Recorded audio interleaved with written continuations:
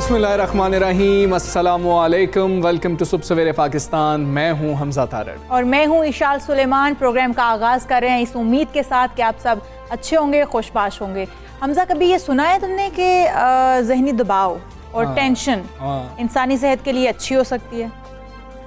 अभी सुना है इशाल से। इशाल कैसे अच्छी हो सकती है? हम तो कहते हैं कि टेंशन नहीं लेनी चाहिए। मैं समझा कहने लगी थी कि हम प्रोग्राम का आगाज करते हैं इस उम्मीद के साथ आप टेंशन नहीं ले रहे होंगे, ज़हनी दबाव का शिकार नहीं होंगे। और नहीं, ऐसा नहीं है, क्योंकि मैं अब आपको ये कहूंगी कि आपको हल्की फुल्की टेंशन लेनी चाहिए, ज़हनी दबाव थोड़ा बहुत होना चाहिए, क्योंकि ये एक तहकीक कहती है, नई तहकीक है, जिसके मुताबिक ये बताया जा रहा है कि हम अमूमी तौर पे यही कहते हैं सबको, यार टेंशन मत लेना, परेशान मत होना, हाँ इजी रहो, ज़हनी दबाव मत लो। लेकिन अब तहकीक के मुताबिक ज़हनी दबाव और परेशानी, थोड़ी सी टेंशन आपको होनी चाहिए।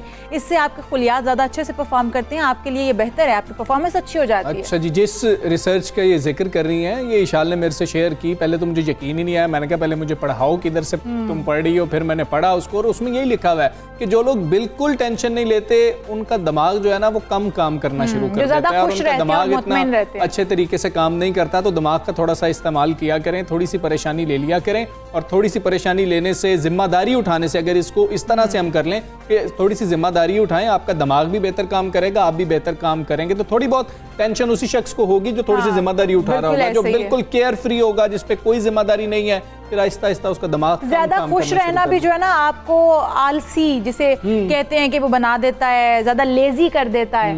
तो इसका मतलब ये है कि थोड़ा बहुत ये होना चाहिए आपके, थोड़ा बहुत होना चाहिए, ज्यादा टेंशन लेकिन फिर भी नहीं लेनी चाहिए। हाँ, यही है ना वो रिसर्च। बिल्कुल बिल्कुल यही है। ऐसा ना हो कि सब टेंशन लेना शुरू कर दें, थोड़ी बहुत टेंशन और स्ट्रेस लेनी चाहिए, थोड़ी बहुत लेनी चाहिए। और ये बिल्कुल सब्जेक्टिव सी चीज है कि थोड़ा बहुत कितना होना चाहिए, लेकिन थोड़ी बहुत टेंशन होती है हर शख्स को, इसको बिल्कुल नॉर्मल लेते हैं। छोटे झटके लगते रहने चाहिए परेशानी के। चले हम मजीद झटके नहीं लगाते, हम टॉप स्टोरीज पर नजर डालते हैं। अपोजिशन इत्तेहाद हुकूमत गिराते गिराते खुद फूट का शिकार। पीपल्स पार्टी और नून लीग के दरमियान इख्तलाफात की खलीज गहरी होने लगी। हमारी रगों में सेलेक्टेड होना शामिल नहीं, लाहौर का एक खानदान ऐसा करता रहा है। बिलावल भुट्टो का मरियम नवाज की ट्वीट पर सख्त जवाब। नून लीग की नायब सदर ने कहा था सेलेक्टेड को परेशान होना चाहिए, उसका मुतबादिल तलाश कर लिया गया है। कोरोना वैक्सीन लगवाना जायज़ है, रोज़े की हालत में भी वैक्सीन लगवाई जा सकती है। दारुल इफ्ता पाकिस्तान का फतवा जारी। शरीयत ने खुद को तकलीफ से बचने और दूसरों को बचाने का हुक्म दिया है। मौलाना ताहिर अशरफी कहते हैं तमाम उलमा का इत्तफाक है कि हर शख्स कोरोना वैक्सीन लगवाए। उन्होंने कहा मुल्क में मसाजिद बंद करने की कोई तजवीज़ नहीं। शायर इनकलाब हबीब जालिब का आज 93वां यौम पैदाइश है। हबीब जालिब जिंदगी भर जुल्म के खिलाफ कलमा हक बुलंद करते रहे। अवामी शायर ने हमेशा जाबिर हुक्मरानों की आंखों में आंखें डालकर बात की। इनकलाबी शायर ने कभी तारीकी को रोशनी और बातिल को हक नहीं कहा। जालिब ने दरबारों से सऊबतें, कच्चे घरों से चाहते समेटी। मायूसी के अंधेरों में उम्मीद का चिराग। लाहौर की ओज फातिमा ने कोरोना के दौरान हजारों मरीजों को मुफ्त खाना खिलाया। बाजार से सौदा सल्फ लाने से खाना बनाने तक सब काम फातिमा ने तन्हा किए। फातिमा इस खाने को खैरात नहीं कहती, मोहब्बत की अलामत समझती हैं।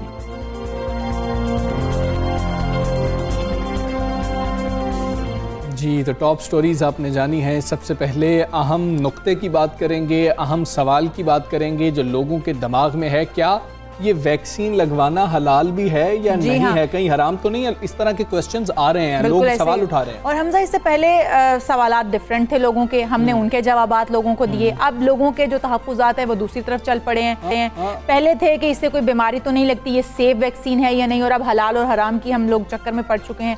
तो कोरोना वायरस को मजाक समझने वाले पाकिस्तानी इस वबा से बचाव की वैक्सीन पर भी शुकूक व शुबहात का शिकार हैं। किसी को वैक्सीन से किसी नई बीमारी का शिकार होने का खदशा है तो कोई इसके हलाल या हराम होने के वहमों में इस वक्त पड़ चुका अच्छा, है। ये बिल्कुल ठीक है, क्वेश्चंस उठाना बिल्कुल दुरुस्त बात है, उसको एड्रेस करना चाहिए और फिर ऐसे लोगों से राय लेनी चाहिए कि जिन पर लोगों का भरोसा हो कि ये बात दुरुस्त होगी। और ऐसे में दारुल इफ्ता पाकिस्तान ने फतवा जारी करते हुए कहा है कि कोरोना वैक्सीन लगवाने बिल्कुल जायज़ है, ये आप लगवा सकते हैं। और ये भी कहा है कि कोरोना की वबा से बचने के लिए वैक्सीन वक्त और हालात की ज़रूरत है और ज़रूरत के मुताबिक वैक्सीन लगवानी चाहिए। बिल्कुल। और उन्होंने ये भी कहा कि शरीयत के मुताबिक खुद को तकलीफ से बचने और दूसरों को तकलीफ से बचाने का हुक्म है। फतवे के मुताबिक ये भी उन्होंने बताया कि रोजे की हालत में भी आप वैक्सीन लगवा सकते हैं। देखिए ना, रमज़ान आने वाला है और वैक्सीन जो लग रही है, वैक्सीनेशन का अमल इस वक्त जारी है। और फिर ये होगा कि अभी देखें शाम 8 बजे तक वैक्सीन लगती है, रमज़ान के अंदर लोगों को जाना पड़ेगा। तो ये भी एक बहुत ही वैलिड क्वेश्चन था कि रोज़े की हालत में हम वैक्सीन लगवा भी सकते हैं,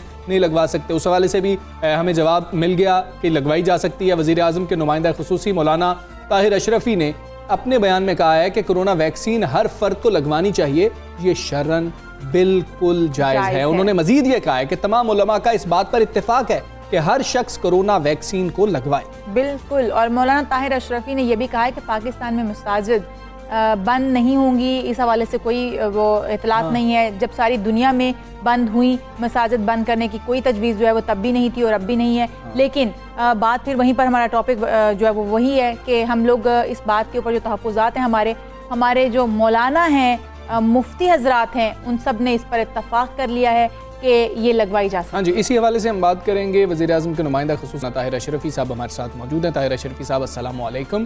सर, अवाम कोरोना वैक्सीन के हवाले से कश्मकश में मुब्तला हैं, आप हमें बताइएगा क्या कोरोना वैक्सीन लगवाना जायज़ है? हमने लोगों के साथ शेयर किया, आप प्लीज़ उनको बताइए। बिस्मिल्लाहिर्रहमानिर्रहीम, अल्हम्दुलिल्लाहि रब्बिल आलमीन, वस्सलातु वस्सलामु अला खातिमिल मुरसलीन व अला आलिहि व अस्हाबिहि अजमईन। बिल्कुल कोरोना वैक्सीन लगाना जायज़ है और हर फर्द को कोरोना वैक्सीन लगानी चाहिए। हुकूमत तो अपने तौर पर इंतजामात कर रही है, लेकिन अगर कोई अफराद खुद भी लगवा सकते हों तो उनको लगवानी चाहिए। मुखय्यर हज़रात जो हैं उन पर लाजिम है कि वो गुराबा और जो मुस्तहिकीन हैं उनकी मदद करें और उनके लिए जो है वैक्सीन लेके, बिलखुसूस जो बड़े इदारों वाले हैं वो अपने मुलाज़िमीन को लगवाएं। और इसी तरह ज़कात के पैसे से भी कोरोना जो वैक्सीन है वो लगाई जा सकती है, लेकिन उसके लिए शर्त है कि जिनको लगाई जाए वो ज़कात के मुस्तहिक हों। सही। मौलाना साहब, ये तो बात हो गई कि ये लगवाना ज़रूरी है। अब दूसरी तरफ आते हैं कि रोज़े की हालत में कोरोना वैक्सीन लगवाने का क्या हुक्म है? रोजे के दौरान भी वैक्सीन लगाई जा सकती है और इस पर दारुल इफ्ता पाकिस्तान, दारुल इफ्ता सऊदी अरब, मजमा अल फिक्र इस्लामी सबका इत्तेफाक है। और लिहाजा जिन लोगों को हुकूमत की जो क्यू है उसमें रमज़ान में वक्त है वो परेशान ना हो और रमज़ान में भी ये वैक्सीन लगवा लें और रमज़ान में वैक्सीन लगवाई जाए। बिल्कुल ठीक है। ताहिर अशरफी साहब, कोरोना वैक्सीन के हवाले से हम देख रहे हैं कि जिसका जो जी चाहता है उसके बारे में बात कर देते हैं। हम सोशल मीडिया पर भी देख लें तो अफवाहें तरह तरह की फैलाई जा रही हैं। ऐसे अनासिर को आप क्या कहना चाहेंगे, उनको क्या पैगाम देंगे या क्या मशवरा देंगे उनको? कि शरीयत इस्लामिया कहती है खुद भी तकलीफ से बचो और दूसरों को भी बचाओ। वो लोग जो अपनी लाइल्मी की बुनियाद पे या जहालत की बुनियाद पे या शरारत की बुनियाद पे लोगों को पहले कहते थे कि कोरोना नाम की कोई चीज ही नहीं है, लेकिन आप देखें बड़े बड़े उलमा इससे फौत हुए, बड़े बड़े उलमा को कोरोना हुआ। हमारे वजीर आजम साहब, प्राइम मिनिस्टर बरतानिया, आपको कई नाम दुनिया के ऐसे लिए जा सकते हैं कि जो इस वबा का शिकार हुए। और अब वो लोग कहते हैं जी वैक्सीन ना लगवाएं, तो मैं समझता हूँ ऐसे लोगों के लिए तो हुकूमत को भी कुछ इक़दाम करने चाहिए। ये तो मेहराब मिंबर या मीडिया पे आने के काबिल ही नहीं है कि जो लोग इस तरह की बातें करते हैं, और इनका ये मौक़िफ़ जहालत पर मबनी है और हुकूमत भी इंशाअल्लाह ऐसे लोगों के खिलाफ एक्शन करेगी। अवाम उन्नास को भी ऐसे फितनों और ऐसे लोगों से दूर रहना चाहिए। मौलाना साहब, कोरोना की तीसरी लहर ने फिर से सर उठा लिया है, क्या मुल्क में मसाजिद बंद करने के हवाले से कोई तजवीज़ ज़ेर गौर है? ऐसा कोई तजवीज़ या ऐसी कोई बात जो है वो सामने ही नहीं है। और मुझे बड़ा अफसोस से ये बात कहना पड़ता है कि जो लोग इस तरह के ये प्रोपेगेंडे करते हैं उनको शर्म आनी चाहिए। हमारे यहाँ तो मसाजिद उस वक्त बंद नहीं हुई जिस वक्त पूरी दुनिया में बंद हुई थी। हमारे वजीर आजम मोहतरम इमरान खान साहब कहते हैं कि मसाजिद से अल्लाह अकबर की सदा बुलंद होगी, मसाजिद के अंदर काल अल्लाह व काल रसूलुल्लाह की सदा आएगी तो इससे अल्लाह की रहमत आएगी। और इसीलिए पाकिस्तान बचा है। दुनिया का जो हाल हुआ है कोरोना के हवाले से वो हमारे सामने है, लेकिन अल्हम्दुलिल्लाह हम इसीलिए महफूज रहे कि हमारे यहाँ अल्लाह के घरों से अल्लाह अकबर की सदा बुलंद होती रही है। हम अल्लाह के सामने असल खालिक व मालिक तो अल्लाह है, उस अल्लाह ने ही शिफा देनी है। आप देखें पूरी दुनिया आजिज आ गई है इस वबा के सामने, तो ना इस तरह की कोई तजवीज ज़ेरे गौर है और ना ही इस तरह का कोई हुकूमत फैसला कर रही है। मैं आपको यकीन दिलाता हूँ कि इंशाअल्लाह सुम्मा इंशाअल्लाह रमजानुल मुबारक में तरावी भी होंगी, मसाजिद भी आबाद होंगी, कुरान करीम की तिलावत भी होगी, ईद भी होगी। हाँ, एहतियाती तदाबीर जो है वो जरूर इख्तियार करनी चाहिए और उसके लिए हम जो है वो उलमा भी अपील कर रहे हैं और हुकूमत भी अपील कर रही है। तमाम लोगों को एहतियाती तदाबीर पे अमल करना चाहिए। और ये जो एक बात हमारे यहाँ है कि फुला नहीं अमल करता तो मैं क्या करूँ, आप अपने अमाल के जवाबदेह हैं, आप दूसरों के जवाबदेह नहीं हैं। लिहाजा इस चीज को भी मत देखें और इंशाअल्लाह मस्जिदें अफ्तारी भी होगी, सहरी भी होगी, तरावी भी होंगी, नमाजें भी होंगी, लेकिन एहतियात के साथ और एहतियाती तदाबीर के साथ।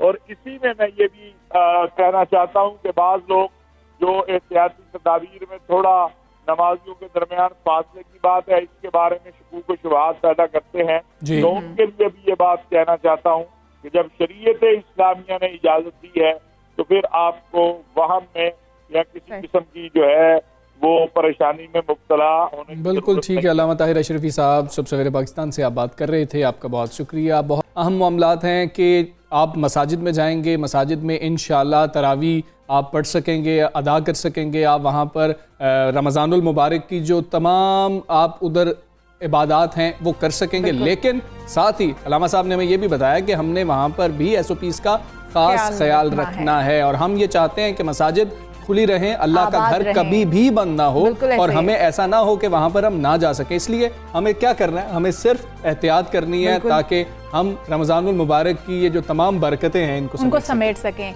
और रमज़ानुल मुबारक जैसे ही आता है ना तो एक अलग सी रक़त सतारी हो जाता है या एक खुशी जो हर मुसलमान को महसूस करता है, फ़ज़ा बदल जाती है और हर तरफ ऐसे रौनकें सी महसूस होती हैं कि रमज़ान आ गया। और हम लोग उम्मीद करते हैं इंशाअल्लाह इस रमज़ानुल मुबारक में तमाम रौनकें वैसे ही बहाल होंगी। हम इस कोरोना को मतलब किसी न किसी हद तक हम वैसे ही मात दे चुके हैं और यकीनन मुकम्मल तौर पर मात देकर इस रमज़ानुल मुबारक को मनाएंगे। और कैसे मात देंगे, हम एहतियात से मात देंगे और ख़ुद को वैक्सीन लगवा कर मात देंगे। और अभी आगे बढ़ेंगे और यौम पाकिस्तान के हवाले से आपको ये बताते हैं कि टोटल 184 सिविल अवार्ड जो हैं वो दिए गए हैं, जिसमें मौलाना तारिक जमील भी शामिल हैं, उनको भी दिया गया है। और मुल्क की 27 नामवर शख्सियात ऐसी हैं जिनको तमगा सितारा इम्तियाज से नवाजा गया है। ऐसा ही है। इन नामों में अब्दुल हामिद राजा शामिल हैं, शाहिद नज़ीर हैं, प्रोफेसर डॉक्टर निसार अहमद सदीकी हैं, बुशरा अंसारी भी हैं और तलत हुसैन हैं, मोहम्मद इमरान कुरैशी भी हैं, सुल्ताना सदीकी भी इसमें शामिल है। बड़े बड़े नाम इसमें शामिल हैं, सितारा इम्तियाज से नवाजा गया है। हाँ जी, मरहुमा रुथ ल्यूइस को भी इस एजाज से नवाजा गया है। और साबिक टेस्ट क्रिकेटर और जादुई लेग स्पिनर थे अब्दुल कादिर मरहूम, उनको बादज मर्ग सितारा इम्तियाज अवार्ड से नवाज दिया गया। और उनकी खिदमात के एतराफ़ में गुज़श्ता बरस सदर मुमलिकत डॉक्टर आरिफ अलवी की जानिब से उनको सितारा इम्तियाज देने का ऐलान किया गया। ये भी बहुत बड़ा एजाज़ होता है कि आप दुनिया से चले गए हैं लेकिन पीछे आपको याद रखा जा रहा है और आपको याद रखते हुए अवार्ड से नवाजा जा रहा है। इसका मतलब ये है कि जो दुनिया में आपकी खिदमात थी, आपने जो काम किया, उसको आपके जाने के बाद भी याद रखा जा रहा है। ये बहुत कम होता है। ऐसे लेग स्पिनर के शेन वॉर्न जिनके बारे में कहते हूँ कि मैंने इनसे बहुत कुछ सीखा है। और जब ग्राहम गूच की बात कर ली जाए, इंग्लैंड के साबिक कप्तान है, वो ये कहते हैं कि ये शेन वॉर्न से बहुत बेहतर बॉलर जो थे अब्दुल कादिर थे और पाकिस्तान के कप्तान भी रहे। इन्होंने चंद मैचेस में पाकिस्तान के लिए कप्तानी भी की और इन्होंने चीफ सेलेक्टर भी रहे। अब्दुल कादिर साहब बड़ी खिदमात है पाकिस्तान क्रिकेट के लिए और वज़ीर आज़म इमरान खान के जो है ना करीबी साथी भी थे और ये इकट्ठे खेलते रहे। लेजेंड अब्दुल कादिर साहब मरहूम के बेटे सलमान कादिर हमारे साथ मौजूद हैं। इसी हवाले से बात करेंगे कि उनके तासुरात कैसे हैं, फैमिली जो है क्या महसूस कर रही है। अस्सलामु अलैकुम, कैसे हैं आप, खैरियत से हैं? सलमान, ये बताइएगा, एक क्रिकेट कप्तान के दौरे हुकूमत में, जिनको वो अपना कप्तान सारी उम्र कहते रहे, आपके लेजेंड वालिद अब्दुल कादिर साहब की खिदमात को खराज तहसीन पेश किया गया है। आपके ख़ानदान के लिए ये लम्हा कितना यादगार है? जी बिस्मिल्लाहिर्रहमानिर्रहीम। जी आज का दिन मेरे लिए और मेरी फैमिली के लिए बहुत ज़्यादा खुशी का दिन है कि आज सदर मुमलिकत जनाब आरिफ अलवी साहब ने मेरे फादर की जो क्रिकेट में खिदमात हैं उसको सराहा और उनको सितारा इम्तियाज़ से नवाजा। तो मेरे लिए और मेरी फैमिली के लिए आज से बड़ा दिन निकला कोई। सलमान, अगर यही अवार्ड जो है आपके वालिद को उनकी ज़िंदगी में मिलता तो क्या आप समझते हैं कि वो ज़्यादा अच्छा होता, ज़्यादा खुशी महसूस होती उनको भी, आपको भी? देखें, ये तो बात किसी भी वालिद के या वालदा का इस दुनिया से जाना और उसकी कमी महसूस करना, वो तो इंसान कभी भी नहीं पूरी कर सकता। वो तो जब इंसान का अपना सांस बंद हो जाए तो शायद ही वो पूरी हो सके। तो बिल्कुल जी ऐसी ही है फीलिंग है कि काश वो होते और वो अवार्ड ये लेते, लेकिन गालिबन शायद मुझे किसी ने बताया कि ये जो अवार्ड है स्पेसिफिकली तभी मिलता है जब इंसान इस दुनिया से शायद चला जाता है। शायद ये अवार्ड ही उन लोगों के लिए है, क्योंकि मेरे फादर को ऑलरेडी पाकिस्तान की जो पहली गवर्नमेंट्स गई हैं उन्होंने सिविल मतलब शायद प्रेसिडेंट अवार्ड और सारे उनको अवार्ड्स ऑलरेडी मिल चुके हैं। ठीक है, आप दुरुस्त कह रहे हैं, बादज़ मर्ग जो है ये अवार्ड जो है उनको दिया गया है। और पाकिस्तान में अक्सर हमने ये देखा है सलमान के कदावर शख्सियात को उनकी वफ़ात के बाद ही अवार्ड से नवाजा जाता है, इसलिए ज़रा सोशल मीडिया पर भी ये बात ज़्यादा चल रही है। आप कैसे देख रहे हैं इस सारी सूरत हाल को, एक अजीम बाप को याद करते हुए? कल आपकी फैमिली जो थी वो कितनी ज़्यादा इस हवाले से जो थी खुश थी? और ये भी बताइएगा कि हुकूमत वक्त को क्या आपको मशवरा देना चाहेंगे? आपके वालिद आपको क्या बताते थे काश ऐसा होता? देखें, मेरे फादर के लिए कभी भी ये चीज़ें मायने नहीं रखी, कोई अवार्ड मायने नहीं रखा उनके लिए। उनको कभी भी अपनी इज्जत शोहरत का वो बहुत ज़्यादा ना कभी उन्होंने गरूर किया, ना उसके ऊपर कभी ऐसी उन्होंने फीलिंग हमारे सामने आने दी। वो एक नहायत ही आजिज़ आदमी थे। मेरा ख्याल है कि मैंने उन जैसा, ये नहीं कि मेरे फादर हैं, उन जैसा ना क्रिकेटर देखा है ना उन जैसा इंसान देखा है जो इतना बाअखलाक हो। बिल्कुल ठीक है, सलमान कादिर हमारे साथ मौजूद थे, बहुत शुक्रिया आपका। और बहुत ही प्राउड मोमेंट है पूरी फैमिली के लिए, और जो है पूरी फैमिली बड़ी खुश थी। उस्मान कादिर पाकिस्तान की तरफ से जो खेल भी रहे हैं, और बिल्कुल अब्दुल ऐसे ही लगता है कि अब्दुल कादिर जो है वो बॉलिंग कर रहे हैं, वैसा अंदाज है, बड़ी अच्छी बेहतरीन बॉलिंग कर रहे हैं। वो भी खासे खुश थे, उन्होंने भी अपना पैगाम जो है वो इस सवाल से जारी किया था। अच्छा इशाल, कुछ क्रिकेटर्स होते हैं जो पूरी दुनिया को याद रह जाते हैं, कुछ होते हैं जो सिर्फ आपके वतन को याद रहते हैं, कुछ होते हैं जो पूरी दुनिया को याद रह जाते हैं, और ये अब्दुल कादिर साहब उन्हीं लोगों में बिल्कुल शुमार होते हैं जिनको पूरी दुनिया आज भी लेजेंड के तौर पे जानती है। अच्छा, उनकी कुछ अच्छी परफॉर्मेंसेस जो हैं अब्दुल कादिर साहब की, अगर हम उनको याद करें तो वो बैटिंग में भी, हम उनको एज ना बॉलर जानते हैं, लेकिन एज अ बैटिंग उन्होंने, बैट्समैन भी बड़ी अच्छी उन्होंने बैटिंग की, और उसकी वजह से उनको man of the match awards भी मिलते रहे। और वज़ीर आज़म इमरान खान साहब जो हैं जब कप्तान थे तो सिलेक्शन के प्रोसेस के अंदर भी अब्दुल कादिर साहब एक वाक़या खुद ही बयान करते हैं कि मैं कैसे मैंने कहा इमरान खान को कि जी कि आप मेरी बॉलिंग ज़रा फेस तो करें, फिर मुझे आप रखें टीम के अंदर। तो वो कुछ वाक़यात ऐसे हैं। खैर आगे बढ़ेंगे और बात करेंगे मुल्क की सियासत की। वज़ीर आज़म इमरान खान साहब का जिक्र हो रहा था, तो अल्लाह उनको जो है सेहत कामिला अता करे। वो कोरोना वायरस में का शिकार हो गए थे। अब पीडीएम में शामिल दो बड़ी जमातें जो हैं उनके दरमियान इख्तलाफात की खलीज हर गुजरते दिन के साथ गहरी होती हुई नजर आ रही है। यही सब जो है वो सोच रहे थे और इसी के अंदाजे लगाए जा रहे थे। कयास सराइयाँ भी यही कहती थी कि ऐसा ही कुछ होने वाला है। पीपल्स पार्टी और मुस्लिम लीग के दरमियान लफ्जी जंग में शिद्दत आ रही है, और इस सूरत हाल में सबसे ज़्यादा जो मुतमईन नज़र आती है वो तहरीक इंसाफ ही नज़र आ रही है, क्योंकि हुकूमत जो है वो अब मुतमईन हो गई है कि भाई ये आपस में फूट पड़ चुकी है। आपस में जब लड़ाई शुरू हो जाए तो फिर दूसरी पार्टी जो वो इससे फ़ायदा ही उठाती है। वो कहते हैं मार्च में तो मार्च नहीं होने वाला ना, इसलिए वो पुरसुकून है। चंद रोज़ कबल मरियम नवाज साहिबा ने ट्वीट किया था कि सिलेक्टेड को परेशान हो जाना चाहिए क्योंकि उनका मुतबादिल तलाश कर लिया गया है, और कुछ खामोशी रही थी, जवाब उस तरीके से नहीं आया था। लेकिन उसके बाद पीपल्स पार्टी के चेयरमैन बिलावल भुट्टो जरदारी साहब जो हैं उन्होंने खामोशी तोड़ी और उन्होंने इल्ज़ाम आयद किया कि हम सेलेक्ट होने के लिए तैयार हैं। हम पे ये इल्ज़ाम लगाया जा रहा है, और मैं उनसे ये कहता हूँ कि हमारी रगों में सिलेक्टेड होना शामिल नहीं है। और उन्होंने साथ ही साथ ये भी कहा है कि ये लाहौर के खानदान का वतीरा रहा है। और उन्होंने ये भी कहा कि नून लीग की नायब सदर पर बात करना होती तो मैं अपनी पार्टी के नायब सदर को कहता कि तुम बात करो।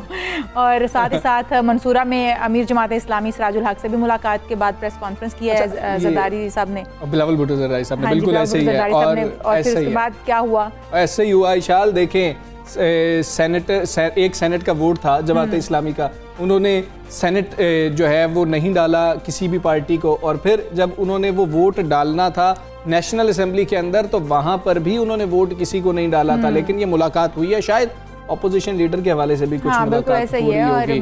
और हैरत ये है कि लॉन्ग मार्च के लिए की शर्त जो है वो रखी गई, इसके ऊपर पीपल्स पार्टी को हैरत है। लेकिन मौलाना फजलुर रहमान साहब भी इस पूरी सूरत हाल के ऊपर यही कहते हैं कि ये तो सब कुछ पहले तय हो चुका था। बिल्कुल ऐसा ही है। सियासी सूरत हाल पर भी बात करते हैं, लेकिन मेरे ख्याल में हम कुछ कमालिया के हवाले से एक रिपोर्ट है वो दिखाते हैं लोगों को। खद्दर के हवाले से कमालिया की बात हो और खद्दर की बात ना हो, ये तो पॉसिबल ही नहीं है। लिबास जो है वो इंसान की शख्सियत का आईनादार होता है, और कमालिया में खड्डियों पर हाथ से तैयार होने वाली खद्दर इस हवाले से मुल्क भर में बहुत ज्यादा मशहूर है। अगर आपका कमालिया का कोई दोस्त है तो आप उससे सिर्फ एक ही चीज कहते हैं कि जी कि आप हमें वो ला दें, और वो बेचारा शायद तंग ही रहता है। अच्छा, मैंने सुना ये ज्यादा महंगी भी होती है, कॉस्टली है काफी। अच्छा, ये हम जानते हैं ना, इसीलिए तो खुसूसी रिपोर्ट तैयार की गई है कि ये कैसे बनती है और क्या होता है। टोबा टेक्सिंग से ये रिपोर्ट तैयार की गई है। नज़ीर रहमान जो है वो हमें रिपोर्ट करें।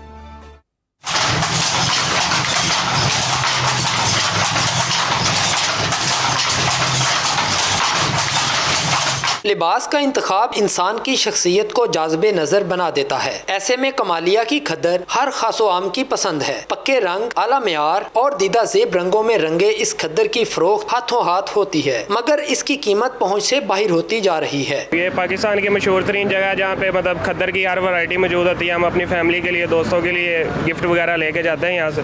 जब हम पिछले साल आए थे तो बहुत मुनासिब रेट थे यहाँ पे, लेकिन इस साल यानी कि हमारे अपने इलाके में भी वही रेट है और यहाँ पे भी होलसेल पे भी वही रेट मिल रहा है। आज के जदीद दौर में भी यहाँ खद्दर की तैयारी खड्डियों पर की जाती है। कारीगर नहायत मेहनत और लगन के साथ खड्डी पर खद्दर तैयार करते हैं। मशीन पर खद्दर की तैयारी नहायत आसान, मगर खड्डियों पर यह कारीगर दिन भर में बमुश्किल एक ही सूट तैयार कर पाता है। ये गुज़िश्ता 50-60 साल से कमालिया में दस्ती खड्डी का काम हो रहा है।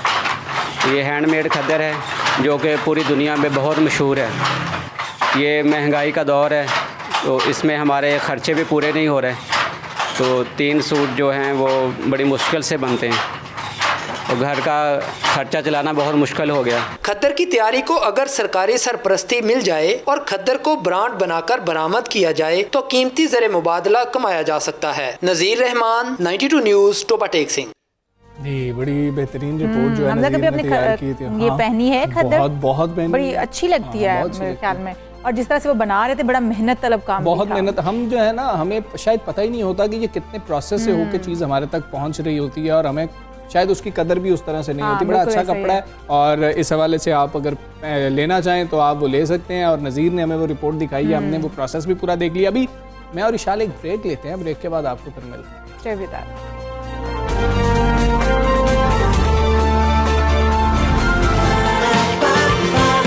सुबह सवेरे पाकिस्तान, सुबह सवेरे पाकिस्तान।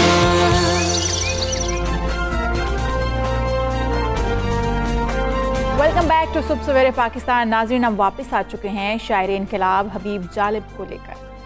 आज भी जिंदा होते तो अपनी 93वीं सालगिरह मना रहे होते। हबीब जालिब जिंदगी भर बर्बरियत और जुल्म के खिलाफ कलमा हक बुलंद करते रहे, मुसीबतें झेली, इसके बावजूद वो हमेशा मजलूम की आवाज़ भी बनते रहे। और बिल्कुल जाबिर हुक्मरानों के सामने इस तरीके से आंखों में आंखें डालकर बात करना कोई शाल आसान काम नहीं होता। अगर हम देखें तो जालिब ने हर दौर के अंदर, जालिब जब तक जिंदा रहे उन्होंने गरीब की बात की, आम आदमी की बात की। उसके अंदर देखें, वो कहते हैं 10 करोड़ इंसानों जिंदगी से बेगानों, सिर्फ चंद लोगों ने हक तुम्हारा छीना है, खा कैसे जीने पे, ये भी कोई जीना है। फिर दस्तूर हो जो हमने सुन रखी है कि ऐसे दस्तूर को सुबह बेनूर को मैं नहीं मानता, मैं नहीं मानता। बाद में जो है ना, हर सियासतदान ने हर सियासतदान ने अपनी तकरीरों में इसका हवाला ज़रूर दिया, मैं नहीं मानता, मैं नहीं मानता। मतलब उन्होंने जो अपना, मेरे ख्याल में हर सियासतदान ने ना एक अक्कासी की है, उन्हीं को लेकर आगे चले हैं कि भाई जाबराना वो हुकूमत जो वो बर्दाश्त नहीं होगी। लेकिन ये सिर्फ तब किया जब वो अपोजिशन में होते थे, जब गवर्नमेंट में जाते थे ना, वो शायद भूल जाते हैं। फिर मुशीर, मैंने उससे ये कहा, ये एक खूबसूरत नज्म, जुल्मत को ज़िया, सरसर को सबा, बंदे को खुदा क्या लिखना, पत्थर को गौहर, दीवार को दर, करगस को हुमा क्या लिखना। क्या खूबसूरत शायरी है। और हम कोशिश करेंगे कि हबीब जालिब साहब को आज याद करें और लोगों के अंदर कैसे ये शऊर बेदार हो सकता है कि एक शेर मैंने कहीं पे पढ़ा था, जो एक भारतीय एक शायर ने पढ़ा, उन्होंने कहा कि जी कि मुझे हर जुल्म के आगे तुम्हारी ढाल बनना है, मुझे गालिब नहीं बनना, मुझे इकबाल बनना है। हम कैसे, हमें इनकलाबी शायरों की क्यों ज़रूरत होती है, वक्त की ज़रूरत क्यों होती है, और आज हम क्यों इस तरफ जो है इस सिंफ में नहीं लिख पा रहे हैं, हम हबीब जालिब को ही क्यों याद कर रहे हैं, हम फैज़ अहमद फैज़ को ही क्यों याद करते हैं। हमारे साथ मौजूद हैं लाल बैंड से प्रोफेसर तैमूर रहमान साहब। अस्सलाम वालेकुम, good morning. Good morning. Habib Jalib साहब को पढ़ना, जब हम देखते हैं कि अगर सिंगिंग की तरफ हम जा रहे हों तो हम कोशिश करते हैं कि इस तरह की चीज़ें ना हो, कुछ महबूब की बात हो रही हो, किसी जुल्फ की बात हो रही हो, उसका जिक्र हो रहा हो। हबीब जालिब को पढ़ना, उनकी नज़मों को पढ़ना, उस पर रिस्पॉन्स कैसा आया आपको, ये भी बता दीजिए, और ख्याल कैसे आया कि हमें पढ़ना चाहिए? रिस्पॉन्स तो बहुत ही अच्छा आया। जब हमने 2008 में पहला गीत इंटरनेट पे ही लॉन्च किया, मुशीर था वो, जिसका आपने अभी जिक्र भी किया, तो हमारी तवक्को में ये नहीं थी बात कि चंद सौ से ज़्यादा कुछ लोग इसको सुनेंगे, मगर देखते ही देखते हज़ारों लोगों के अंदर वो शेयर हुआ, और फिर उस वक्त जो वकला तहरीक चल रही थी उसका वो एक तरह से नगमा बन गया। बिल्कुल ऐसे ही है। तो उसकी शायद वजह ये थी कि वो वक्त की भी ज़रूरत थी, तारीख़ की भी ज़रूरत थी, और हबीब जालिब के अजीम पैगाम और कलाम को लोग शायद कुछ भूल चुके थे। और जब उन्होंने दोबारा से सुना तो उन्होंने ये सोचा कि ये शायरी भी बड़ी अच्छी है और अदायगी भी कुछ ठीक ही थी और मज़ीद ये कि ये हमारी मौजूदा सूरत हाल और तारीख़ से जुड़ी भी हुई है। हमारी तो अदायगी कैसी है? मेरे ख्याल में हमजा हमें सुन भी लेना चाहिए। मुशीर से ही आगाज़ करते हैं, मैंने उससे ये कहा से। जी साहब प्लीज़। ये लाल का पहला गीत था जी, आपकी खिदमत में पेश करता हूँ।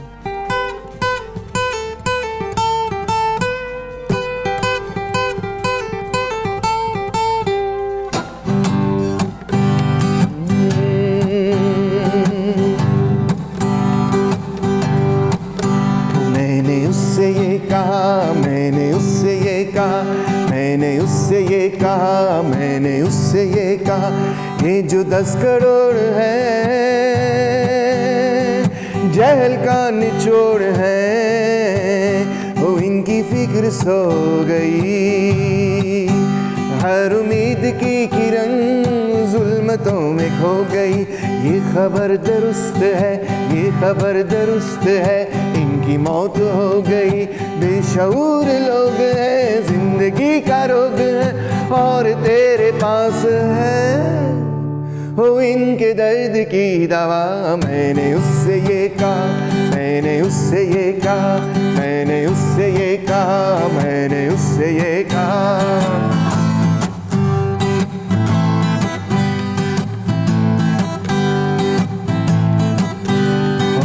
आदमी है वो बड़ा, आदमी है वो बड़ा,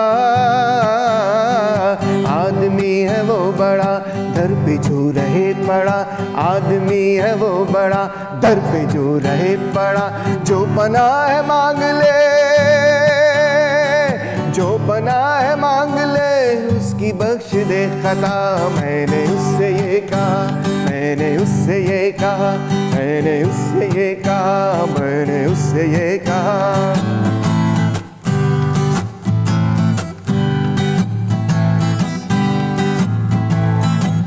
वो जिनको था ज़बां पे नाज, चुप है वो ज़बान राज़, वो जिनको था ज़बां पे नाज, चुप है वो ज़बान राज़। चैन है समाज में बेमिसाल फ़र्क है, कल में और आज में, चैन है समाज में बेमिसाल फ़र्क है, कल में और आज में, अपने खर्च पर है कैद, लोग तेरे राज में, मैंने उससे ये कहा, मैंने उससे ये कहा, मैंने उससे ये कहा, मैंने उससे ये कहा। क्या बात है जी। ये मुशीर जो है हमें सुनाई है प्रोफेसर साहब ने, तैमूर रहमान साहब ने, जो लाल बैंड का पहला गीत था और बहुत ही ज़्यादा मशहूर हुआ था। मैंने उधर से सुना और मैं ये आपको मतलब कहना चाहता हूँ, एडमिट करना चाहता हूँ, मैंने ये सुना और फिर मैंने हबीब जालिब साहब को पढ़ा। उससे पहले मैंने हबीब जालिब साहब को नहीं पढ़ा था। तो ये बहुत ही अच्छी काविश थी जिससे हमने फिर हबीब जालिब साहब को पढ़ा। फिर उनके गीत से शायर को अपने जिंदा कर दिया। फिर से ऐसे गीत सामने आना कि वो नज़्म लिखें और उसको मूवी के अंदर शामिल कर लिया जाए। अहले सरवत की ये तजवीज़ है सरकश लड़की, तुझको बाजार में कोड़ों से नचाया जाए, नाचते नाचते हो जाए जो पायल खामोश, फिर ना ताजीज़ तुझे होश में लाया जाए, तू के नावाकिफ़ आदाब गुलामी है अभी, रत से जंजीर पहन कर भी किया जाता है। ऐसी शायरी ये भी वैसे हमजा आप भी इनकलाबी शायर हैं फ्यूचर के, क्योंकि ये भी बड़ी अच्छी शायरी करते हैं। अच्छा। ये अब इशाल जो है ना पर्दे में रहने दो इशाल इस मामले को। खैर हम बात कर रहे थे तैमूर साहब कि जब हम ऑपोजिशन में होते हैं हम पढ़ते हैं दीप जिसका महल्ला ही में जले, लेकिन हम बाद में भूल क्यों जाते हैं? क्या शायर इनकलाब हबीब जालिब साहब ऑपोजिशन के शायर थे? शायर इनकलाब हबीब जालिब साहब जो थे वो सोशलिज्म के शायर थे। अच्छा। यानी कि वो सरमायादारी, जागीरदारी निज़ाम, तबकाती इस्तेहसाल के ख़िलाफ़ थे। वो अपनी नज़्म में लिखते भी हैं कि मैं मार्क्सिस्ट हूँ वगैरह। तो वो जो सियासत है वो और तर्ज़ की सियासत है, वो एक पूरे निज़ाम को तब्दील करने की सियासत है। ज़ाहिरी बात, और फैज़ अहमद फैज़ भी उसी सोच से वाबस्ता थे, तरक्की पसंद मुसन्निफ़ीन से। तो जो अपोजिशन के शायर हैं जो निज़ाम के ख़िलाफ़ बात करते रहे हैं, उनकी शायरी को इस्तेमाल करने पर मजबूर हैं, क्योंकि वो उस वक़्त निज़ाम के ख़िलाफ़ तो नहीं मगर एक जो हिस्बे इक़्तिदार है उसके ख़िलाफ़ ज़रूर इसीलिए इस्तेमाल करते हैं, इसीलिए इस्तेमाल करते हैं। मगर हबीब जालिब के अगर पैगाम से हम वफ़ादारी करें तो फिर हमें ये जो मौजूदा इस्तेहसाली निज़ाम है उसके ख़िलाफ़ होना पड़ेगा। एक नया निज़ाम जिसमें कि अमन हो, मुसावात हो, जिसके अंदर इस्तेहसाल का ख़ात्मा हो, उसका तैमूर आप बड़े मुतासिर लगते हैं हमें हबीब जालिब से। ये बचपन से ही था या फिर ये बड़े होने के बाद हालात व वाक़यात को देखते हुए आप इनसे मुतासिर हो गए? आप निज़ाम से, दस्तूर से मुतासिर हैं या हबीब जालिब साहब से मुतासिर हैं? दोनों चीज़ें हैं जी। एक तरफ तो क्योंकि मेरे वालिदैन जो थे वो ख़ुद इस सोच से, तरक्की पसंद सोच से ताल्लुक़ रखते थे, तो बहुत कम उम्री में हबीब जालिब, फैज़ अहमद फैज़ और तरक्की पसंद शायरी वग़ैरह से मैं मुतारिफ़ हो चुका था। मगर दूसरा ये कि जब मैं कॉलेज गया अमेरिका में, मैं पढ़ा हूँ, तो वहाँ पे बात यह है कि अपने समाज को बाहर से देखने से ना एक डिफरेंट पर्सपेक्टिव मिलता है। ऐसा ही है। और मुझे महसूस ये हुआ कि नहीं, जो पाकिस्तान के अंदर गरीब आवाम है उसके उनके हकूक़ के लिए जद्दोजहद करनी। चलिए हम दस्तूर कुछ बदलने की कोशिश करते हैं, आपसे दस्तूर सुनना चाहेंगे? Definitely please. ये तो उनका सबसे मशहूर गीत है। बिल्कुल जी, और बहुत प्यारा गीत है। और कई माइक टूटे हैं जी इस पे जलसों के अंदर। कई माइक टूटे हैं। मैं तो कहूँ ये गीत जो है वो आमरीत, उस वक्त की आमरीत, अयूब खान की आमरीत को गिराने में इस गीत ने कलीदी किरदार अदा किया था।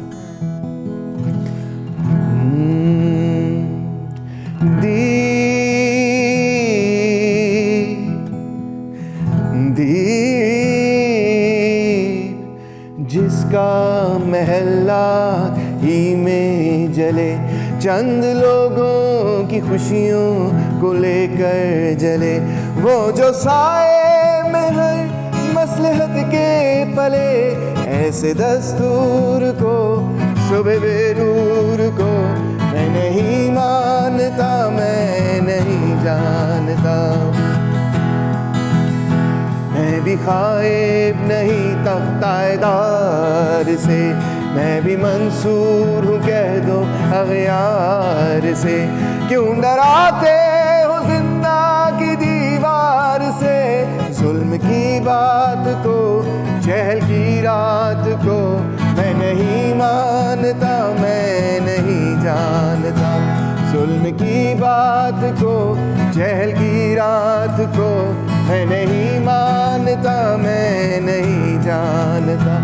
तुमने लूटा है सदियों हमारा सकून, अब न हम पर चलेगा तुम्हारा फसूं। चार अगर दर्द मंदों के बनते हो क्यों, तुम नहीं चार अगर कोई माने मगर मैं नहीं मानता, मैं नहीं जानता।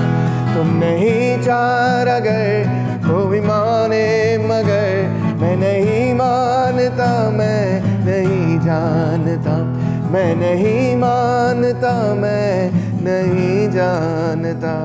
फूल शाखों पे खिलने लगे तुम कहो, जाम रिंदों को मिलने लगे तुम कहो, चाक सीनों के सिलने लगे तुम कहो, इस खुले झूठ को जहन की लूट को मैं नहीं मानता। तैमूर रहमान साहब बहुत शुक्रिया, आप आए और हबीब जालिब साहब को हम याद कर रहे थे, आपने नजराना पेश किया, बहुत शुक्रिया आपका। आज के हीरोज की बात करते हैं। ये तो वो हीरोज थे जो गुजर गए, जो चले गए हमें छोड़ के। आज के हीरोज की बात कर लेते हैं। कोरोना वबा जैसा कि दुनिया भर में थी, पाकिस्तान भी इसका शिकार रहा, पाकिस्तान को भी इसने हिला कर रख दिया, मौशी मुश्किलात भी बढ़ती रहीं, कोई अपनी बका के लिए हाथ पांव मारने लगा। मगर इन हालात में भी कुछ लोग ऐसे भी थे जो किसी भी मुश्किलात को खातिर में ना लाते हुए मुसीबतों के मारे हुए लोगों का सहारा बने। हाँ जी, ऐसी ही हम बात कर रहे हैं। आज आपकी मुलाकात भी करवाएंगे। लाहौर से ताल्लुक़ रखने वाली ओज फातिमा का शुमार भी ऐसे ही बाकमाल लोगों में होता है, जिन्होंने तने तनहा कोरोना वायरस की वबा से मुतासिर हज़ारों अफराद को अपने हाथों से खाना बनाकर पहुँचाया, भूखों की जो है भूख जो है उसको मिटाया, जिससे कहते हैं सबसे बड़ी नेकी भी यही है। बेशुमार ऐसे लोगों को भी फ़ायदा हुआ जो वबा की वजह से बेरोज़गार हो गए थे, अपने रोज़गार से महरूम हो चुके थे। और ये भी हैरत होगी शायद इन सबको सुनकर कि ओज फातिमा ने इस नेक काम का आगाज़ उन पैसों से किया जो उनके वालिदैन ने उनके मुस्तकबिल के लिए संभाल रखे थे। ये बहुत ही दिल गुर्दे की का काम है और बड़ी नेकी का काम है। इसी हवाले से मेरे ख्याल में बात भी कर लेनी चाहिए। ओज फातिमा हमारे साथ मौजूद हैं। अस्सलाम वालेकुम ओज फातिमा, कैसी हैं आप? Good morning. ठीक हूँ आप ठीक हैं? पहले सबसे पहले तो मुझे ये बताएं, ओज फातिमा, ओज का मतलब क्या है? ओज का मतलब है अरूज, सक्सेसफुल, कामयाब। माशाल्लाह, और इनके काम भी ऐसे ही हैं। हाँ बिल्कुल ऐसे ही है, कमाल हैं ये। और आपने किस तरह से ओज आपको ये ख्याल आया कि मुझे आगे बढ़कर उन लोगों के लिए काम करना चाहिए, और ख़ासतौर पे वो पैसा जो कि वालिदैन ने आपके फ्यूचर के लिए संभाल कर रखा था, आपने वो इस्तेमाल किया? इस तरह से था कि मेरे सर्कल में मेरी कुछ फ्रेंड्स जो हैं वो इन्फेक्टेड हुई थी पहले, और उस टाइम पे मुझे अंदाज़ा हुआ, मेरी एक दोस्त थी वो बहुत ज़्यादा बीमार थी, और उनका मुझे मैसेज आया इस तरह से, वो बहुत परेशान थी रात में, और उन्होंने कहा कि उनके बच्चे छोटे थे, तो उन्होंने मुझे कहा कि मैं बहुत परेशान हूँ और मुझे अपने से ज़्यादा अपने बच्चों की फ़िक्र है कि इनका ख्याल कौन रखेगा। और उस टाइम अपनी बहन के घर थी और उनको इस चीज़ का भी थोड़ा सा था कि कहीं उनकी वजह से उनकी बहन इन्फेक्टेड ना हो जाए। तो खैर वो इतनी परेशान थी कि उस टाइम में मुझे कह रही थी कि मुझे सुसाइडल थॉट्स आ रही हैं, और मैं उस रात उनसे बात करती रही। मैंने कहा परेशान ना हो, हम इसका कोई सलूशन निकालते हैं। और अगले दिन सुबह जो है मैं गई, जाकर सामान लाई और मैंने उनके लिए खाना बनाया और खाना बनाकर उनको भिजवाया। तो उस टाइम मुझे थोड़ा सा एक अंदाज़ा हुआ कि लोग कितनी मुश्किल में हैं, कितने परेशान हैं। फिर इसके अलावा मैंने सोशल मीडिया पे कुछ पोस्ट देखी थी जिसमें लोग प्लाज्मा के लिए परेशान थे, लोग मेडिसिन के लिए परेशान थे, हर चीज़ ब्लैक में मिल रही थी। तो मैंने सोशल मीडिया पे एक पोस्ट देखी जिसमें एक आदमी रिकवर होकर आया था, वो अपना प्लाज्मा बेच रहा था एक बच्ची को, और वो अपने फादर के लिए प्लाज्मा लेना चाहती थी।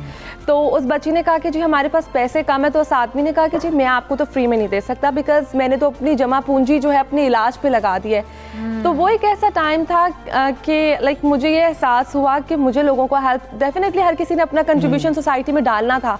तो मुझे लगा कि ये बेहतरीन टाइम है और अगर मैं कुछ कर सकती हूँ तो यही टाइम है। आगाज़ कैसे किया? मतलब कि अब आपने हज़ारों लोगों को खुद खाना बनाकर खिलाया, मैंने खुद खाना बनाया। ये कैसे आगाज़ कैसे हुआ, कैसे बढ़ता गया सिलसिला? मैंने सोशल मीडिया पे पोस्ट लगाई थी, कुछ फूड ग्रुप्स थे, और मैंने वहाँ पे मेंशन किया कि अगर किसी को भी खाने की ज़रूरत है, कोई भी खातून इन्फेक्टेड है और उनकी फैमिली जो है भी सफ़र हो रही है, तो आप मुझे बताएं, मैं आपके लिए भी खाना बना कर भेजूँगी और आपकी पूरी फैमिली के लिए खाना भेजूँगी जिसको भी खाने की ज़रूरत होगी। तो मैंने सोचा ये था कि मैं 40 to 50 लोगों को ईजीली बनाकर भेज दूँगी, लेकिन डे 1 ही मुझे जो है 70-80 प्लस जो है लीड्स मेरे पास आई। मुझे लोगों ने कॉन्टेक्ट किया, मैंने इवन के अपना पर्सनल नंबर मेंशन कर दिया था सोशल मीडिया पे कि मैं 24/7 अवेलेबल हूँ, रात है दिन है, जिस टाइम मर्जी आपको खाना चाहिए मैं आपको बना कर तो ये 70 जो 80 लीड्स आप तक पहुंची थी, ये खानदान थे या 70 या 80 लोग थे, ये हमें बताएं। ये फैमिलीज थी, 70 से 80 खानदान थे जिनको, और घर वालों ने कितना सपोर्ट किया इसके ऊपर? मेरी फैमिली चूंकि यहाँ पे नहीं होती, मैं लाहौर में होती हूँ, तो मेरे पास एक चीज़ थी कि मतलब लाइक टाइम, आप डेफिनेटली हर किसी ने अपने आप को आइसोलेट किया था, आप अपनी फैमिली से नहीं मिल सकते थे, दोस्तों से नहीं मिल सकते थे, तो मुझे कुछ लोगों ने कहा नेटफ्लिक्स देखो टाइम पास करने के लिए। सब लोगों ने यही बल्कि किया भी। तो मैं फूडी हूँ और मुझे शौक भी था, और फिर मुझे लगा कि आई थिंक बिकॉज देखिए वैक्सीन अवेलेबल नहीं थी, एक फूड वाहिद ऐसी चीज़ थी जो डॉक्टर्स बार बार रिकमेंड कर रहे थे कि जी आप ऐसी खुराक का इस्तेमाल करें जो आपकी इम्यूनिटी को बूस्ट करती है, आपकी इम्यूनिटी स्ट्रॉन्ग करे। तो मुझे लगा कि डाइट एक ऐसी चीज़ है। फूड हमने खाना तो तैयार कर लिया, फिर ओज किस तरीके से अकेली जो है उन लोगों के घरों तक खाना पहुंचाती थी? ये घरों में पहुंचा रही थी या कुछ ऐसे लोग भी थे जो बेचारे घरों से भी बाहर थे, कुछ ऐसे बेरोजगार लोग थे? मैंने जो है ना एक और चीज़ ख़ास तौर पे मेंशन की थी कि एक तो वो लोग जो घरों में थे और इन्फेक्टेड थे, इसके अलावा बहुत से ऐसे लोग थे जिनकी इस दौरान जॉब्स चली गई थी। तो मैंने ये भी मेंशन किया कि अगर किसी को ज़रूरत है, बिकॉज मैंने राइडर्स हायर किए थे और उन राइडर्स को भी मैं खुद से पे करती थी, तो सबसे पहले मैंने अपने सर्कल में करीबी लोगों को कहा कि अगर आपका कोई करीबी जानने वाला है जिसको जॉब की ज़रूरत है तो आप मुझे काइंडली बताएं, ज़्यादा तो नहीं लेकिन कुछ ना कुछ मैं उनको हेल्प कर सकती हूँ, 2 टाइम का खाना दे दूँगी और कुछ पैसे उनको दे दूँगी ताकि उनको एक हेल्प हो जाए। तो वो मैं उन लोगों के घरों तक खाना पहुँचाती थी और वो पहुँचाने के भी कोई पैसे नहीं थे, बिल्कुल फ्री ऑफ कॉस्ट। क्योंकि आपने बताया भी कि आपके जो फ्यूचर के लिए पैसे संभाल रखे गए थे आपने वो इस्तेमाल किए, तो पेरेंट्स की तरफ से थोड़ा सा तो आया होगा कि नहीं बेटा ये आपके लिए थे, हमने आपके फ्यूचर के लिए सिक्योर किया था, आपका फ्यूचर है इससे जुड़ा, तो कुछ ऐसा पेरेंट्स की तरफ से आया? अच्छा, इस तरह से है कि मेरी मदर सिंगल पेरेंट है, तो मेरे जो हूँ अपने ग्रैंड पेरेंट्स के पास रही थी, मेरे नाना। तो मेरे नाना का इंतकाल हो चुका है और कुरान पाक की एक बड़ी खूबसूरत आयत है कि अल्लाह ताला उन लोगों पे रहम फरमा जिन्होंने हमारे बचपन में हम पे रहम किया। तो औलाद जो है वो अपने माँ बाप के लिए सदका जारिया होती है। तो मैंने ये जो सारा कॉज स्टार्ट किया, मेरी बहुत ज़्यादा एफिलिएशन थी अपने नाना के साथ, तो मैंने ये जो सारा कॉज, बिकॉज वो पैसे भी, वो सेविंग्स भी उन्होंने मेरे लिए रखी हुई थी, तो मैंने जो सब स्टार्ट किया। देखिए आप एक एक दिन का कर्ज नहीं चुका सकते अपने पेरेंट्स का, तो उनके जाने के बाद सिर्फ कुछ ये चीज़ें हैं जो आप करके उनके लिए कुछ कर सकते हैं। तो ये जो मेरा सारा कॉज था, ये चीज़ें थी मेरी उनके लिए थी, तो ये मैंने वो पैसे इस्तेमाल किए ताकि उसका सवाब उनकी रूह को बस देखो इशाल, फ्यूचर भी बनाया और आखिरत भी बनाई, मतलब कि क्या बात है। और ये बात बहुत ही कम लोगों में होती है कि हम अपने पेरेंट्स को भूल जाते हैं, पेरेंट्स हमारे लिए इतना कुछ करते हैं हम उन्हें भूल जाते हैं, लेकिन जिंदगी में खो जाते हैं। बिल्कुल, अपने नाना की जो उसके लिए प्यार था, जो खिदमत थी, एक नाना ने पाला, किस तरीके से उसकी तरबियत की, उस मोहब्बत को भी याद रखा, उस एक एक दिन को याद रखते हुए। कर्ज तो नहीं उतार सकते हम पेरेंट्स का या नाना नानी या दादा दादी का, लेकिन फिर भी औज ने कोशिश की कि उनके लिए सदका जारिया ये सिलसिला और जारी जी है। अभी स्टिल अभी तक मैं कर रही हूँ, बल्कि मैं सुबह 5 बजे उठती हूँ, मैं खाना बनाती हूँ, भिजवाती हूँ, उसके बाद मैं कोई काम करती हूँ। तो आज कोई कुकिंग वगैरह सीखी हुई है या फिर ये खुद से जब भी आपने स्टार्ट किया तो खुद ब खुद आता चला गया? मैंने ऐसा कुछ सीखा नहीं हुआ था, लेकिन मुझे शौक बहुत था और मैं अपने दोस्तों के लिए भी बनाती रहती थी खाने वगैरह इस तरह से। लेकिन ये था कि उस टाइम पे मैंने चूँकि कोविड पेशेंट के लिए डाइट बनानी थी, तो वो मैंने WHO की वेबसाइट्स और मैंने डॉक्टर्स के इंटरव्यूज़ पढ़ के प्रॉपर SOPs को फॉलो करते हुए वो डाइट बनाई, जिसमें गार्लिक, जिंजर, अनियन, उनका मैंने जो थी क्वांटिटी मैंने बढ़ा दी। मैं बनाती इस तरह से थी कि उसकी न्यूट्रिशन वैल्यू 0 ना हो, तो वो मैंने उस, बिकॉज मेरा मकसद लोगों का पेट भरना नहीं था, मेरा मकसद था जिनको मैं खाना बना के भिजवा रही हूँ वो खा के सेहतयाब भी। बिल्कुल, बहुत शुक्रिया ओज, आप आई, आप हमारे मुआशरे में रहती हैं, आपके लिए भी शुक्रिया, इस मुआशरे के लिए काम करती हैं, समाजी खदमत करती हैं आप हमारे लिए जो हैं, और पूरी जो हमारे व्यूअर्स इस वक्त देख रहे हैं पूरे पाकिस्तान के लिए, पूरी इंसानियत के लिए आप एक रोल मॉडल हैं। बहुत शुक्रिया आपका। पाकिस्तान का फख्र भी हैं ऐसे बच्चे, ऐसे लोग जो सामने आकर किसी दूसरे के लिए कुछ कर दिखाने का जज्बा रखते हैं। आप भी ये जज्बा रखिए, हम भी आपस में कुछ बात करते हैं कि हम क्या कर सकते हैं, आप भी आपस में बात करें। तब तक एक ब्रेक लेते हैं, ब्रेक के बाद फिर मिलते हैं। जय विदा।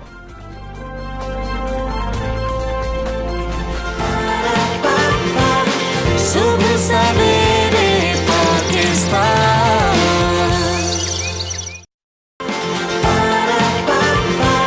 सुबह सवेरे पाकिस्तान।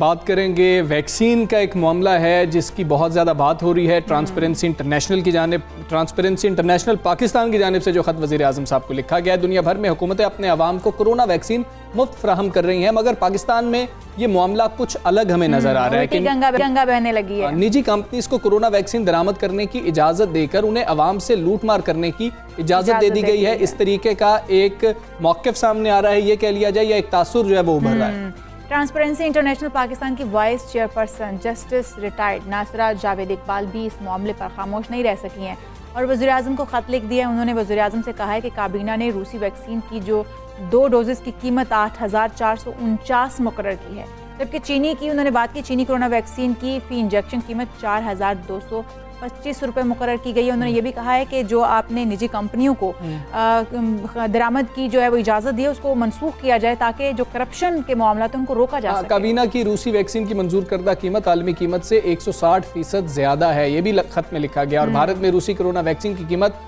1500 पाकिस्तानी रुपए बनती है और ख़त में यह कहा गया है कि आलमी मार्केट से 150% ज़्यादा कीमत पर फ़रोख्त ओवर चार्जिंग का संजीदा एक इशू है और वज़ीर आज़म इस बात पे जो है नज़रसानी करें, नज़रसानी करें और निजी इदारों के ज़रिए जो वैक्सीन की ख़रीदारी की पॉलिसी पर नज़रसानी करें। करप्शन इम्कानात को ख़त्म करने के लिए निजी इदारों के ज़रिए जो वैक्सीन ख़रीदारी की पॉलिसी है इसको मनसूख किया जाए, क्योंकि इसी तरह से अगर अवाम जो हैं, क्योंकि इस वक्त हमारे महंगाई भी है, ये भी एक वजह है, फिर ऊपर से रमज़ान शुरू हो गया, फिर उसके बाद जो हमारी मौशी आशारियाँ हैं वो इस वक्त आप देख रहे हैं कि किस तरफ को जा रहे हैं, तो लोग वैसे खरीद नहीं सकते। अगर निजी इदारों को इजाज़त मिल जाती है और वो ख़रीदारी करते हैं तो वो डेफिनेटली महंगे दामों पे बेच सकेंगे और आवाम इसकी इस्तात नहीं रखती। अच्छा इशाल, इसमें कुछ क्वेश्चंस भी हैं, कुछ सवालात भी हैं जो करने की ज़रूरत है। क्या ट्रांसपेरेंसी इंटरनेशनल का ये इस्तेहकाक है कि वो इस तरह की बात कर सकें? क्या हुकूमत को अपना काम नहीं करना चाहिए? क्या ट्रांसपेरेंसी इंटरनेशनल को अपना काम नहीं करना चाहिए? और दूसरी चीज़ अगर हम देखें, अगर हम हुकूमत के सहारे बैठे रहें, जो ये कहा गया कि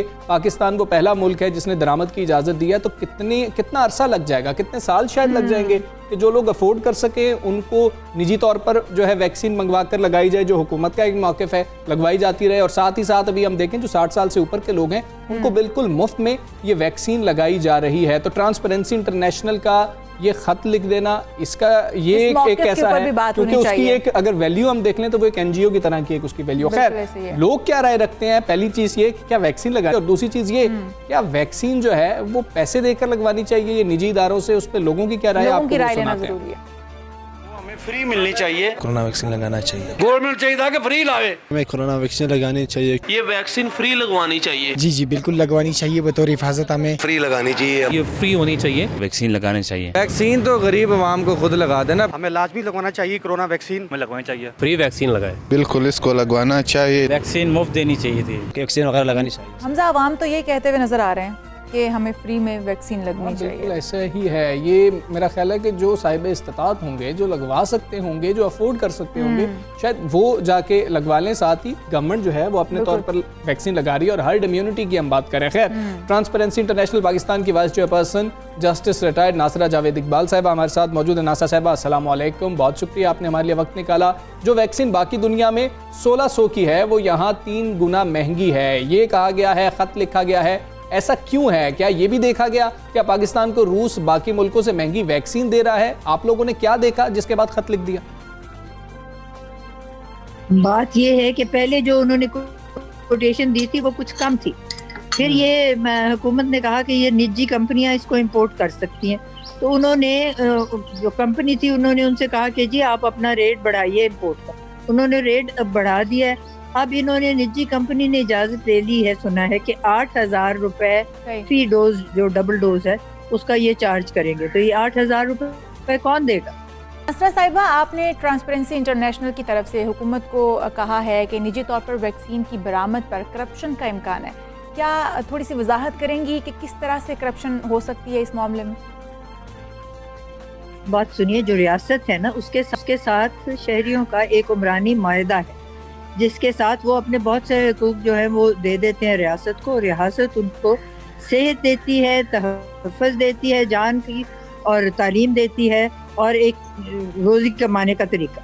अब जब ये जिम्मेदारी रियासत की है तो क्यों फिर यहाँ निजी कंपनियाँ जो हैं उनको इम्पोर्ट करने की इजाज़त हो? पहला मुल्क हमारा है दुनिया में जो इम्पोर्ट कर रहा है निजी सतह पे, नहीं तो ये रियासत के फ़राइज़ में से शामिल है।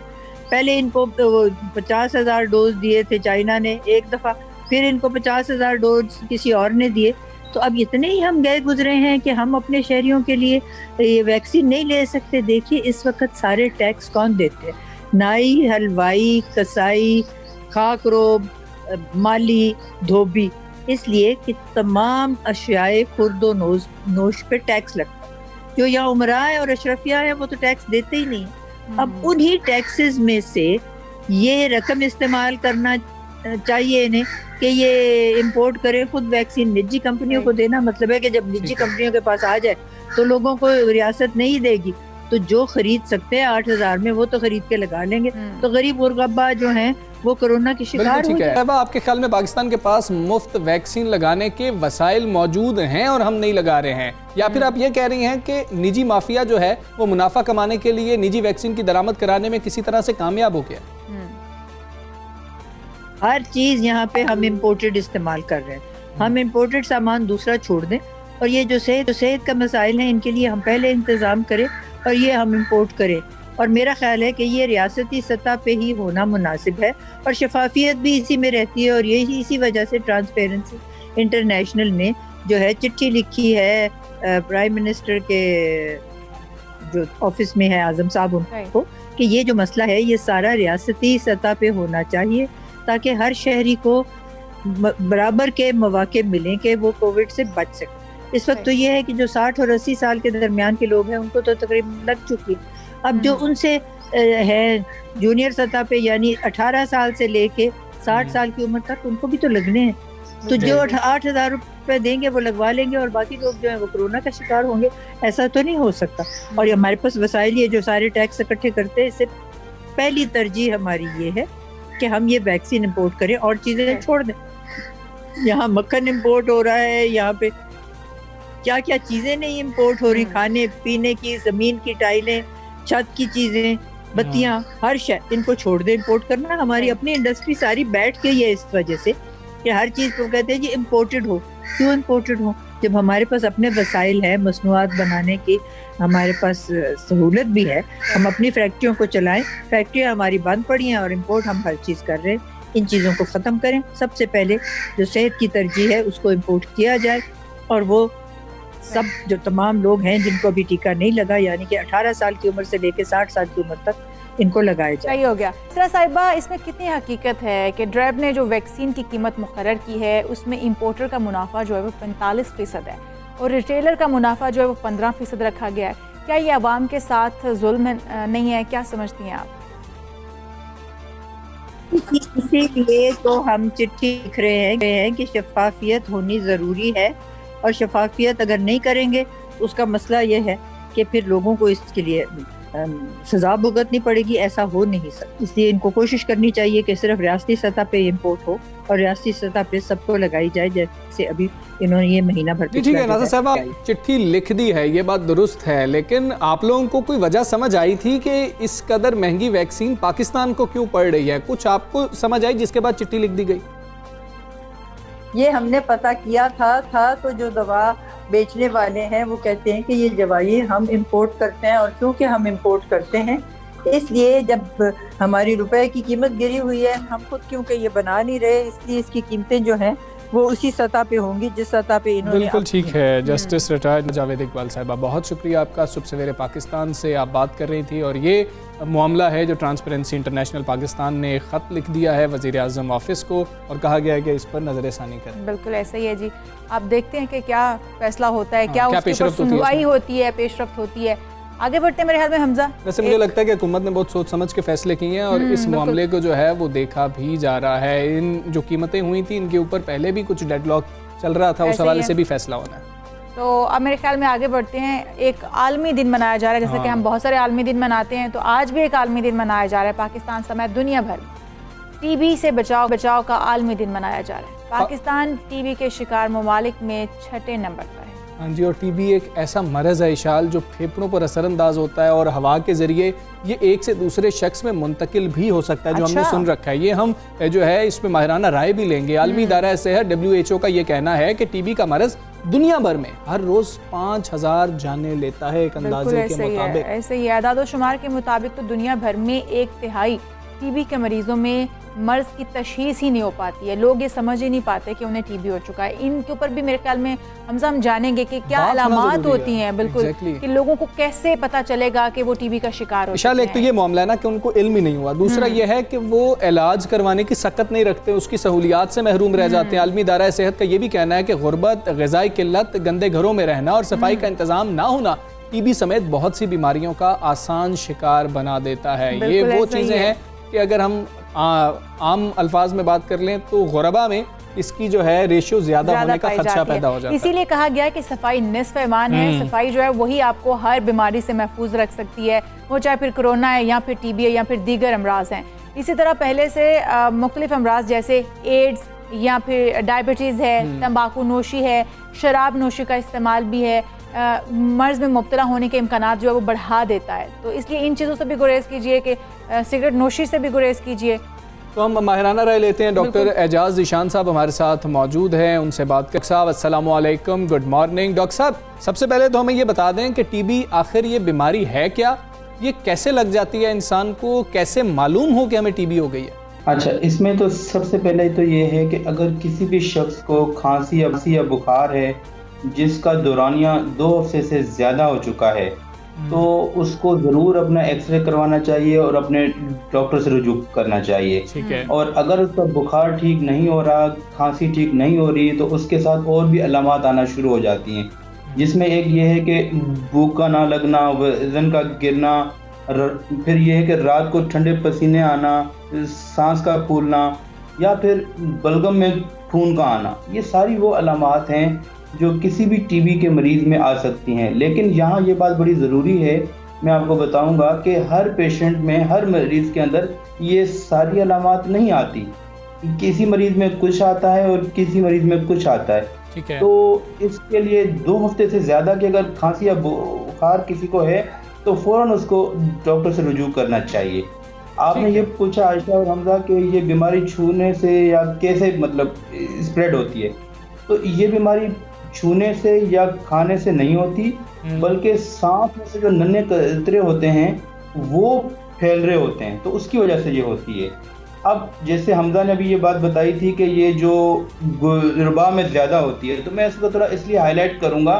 देखें, जो लोग बेचारे नहीं अफोर्ड कर पाते, उनका जो हाउस होता है छोटा होता है, तो एक ही अगर रूम के अंदर 8 लोग रह रहे होंगे और वहाँ की वेंटिलेशन अच्छी नहीं होगी तो उसमें ज़्यादा होता है फिर, और फिर उनकी जो खुराक होती है वो भी अच्छी नहीं होती।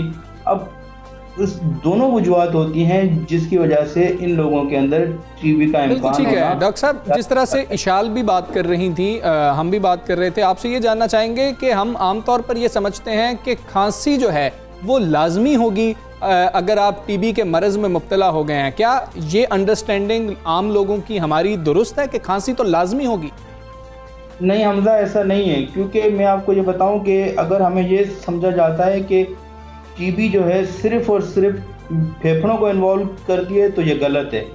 जिस्म का हर ऑर्गन इन्वॉल्व हो सकता है इसके अंदर, उसमें ब्रेन भी इन्वॉल्व हो सकता है, जॉइंट्स भी इन्वॉल्व हो सकते हैं, हमारी जो अंतड़ियां हैं उनमें भी टीबी होती है। तो ये कहने का मकसद है कि ये ज़रूरी नहीं है कि खांसी हो। हाँ, अगर फेफड़ों की है टीबी तो उसमें खांसी मोस्ट ऑफ द टाइम होती है।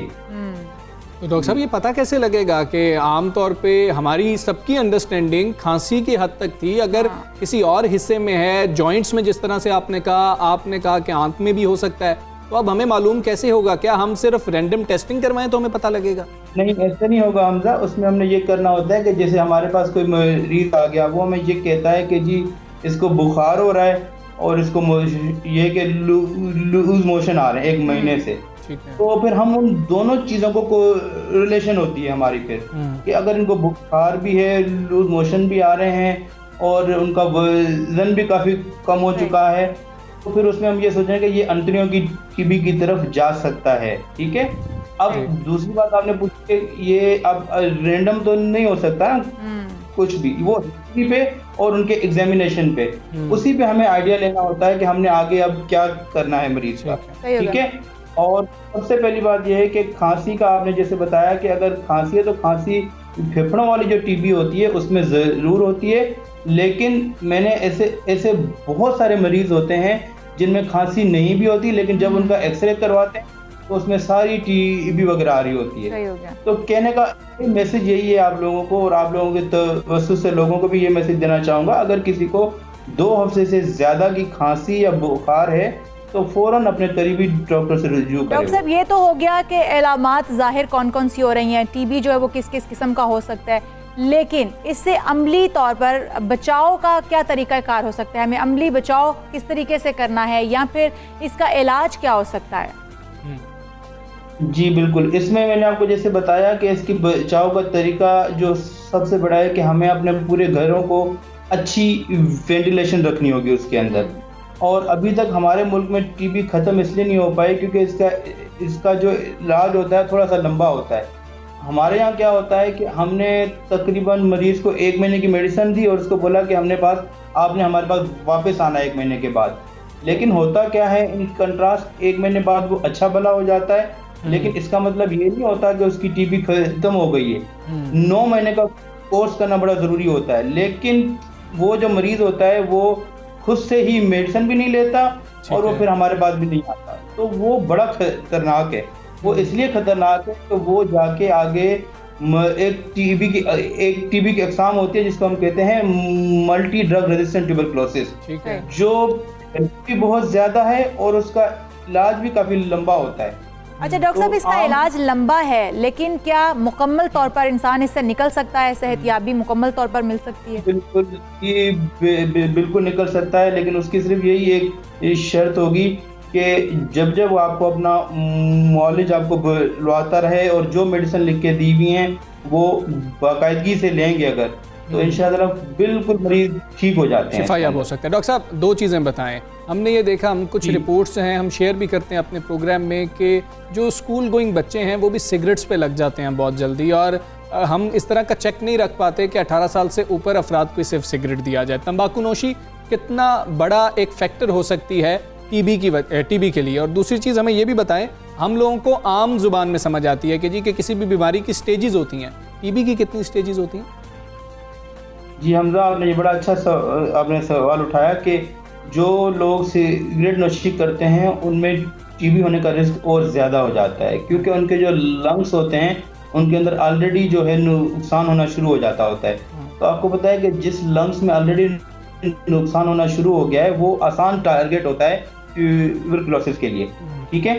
तो वो एक उसका रिस्क फैक्टर है। तो जो लोग सिगरेट नोशी करते हैं उनमें रिस्क ज़्यादा हो जाता है, और जो शुगर वाले मरीज़ हैं, एड्स वाले मरीज़ हैं, उनके अंदर भी बहुत ज़्यादा रिस्क होता है।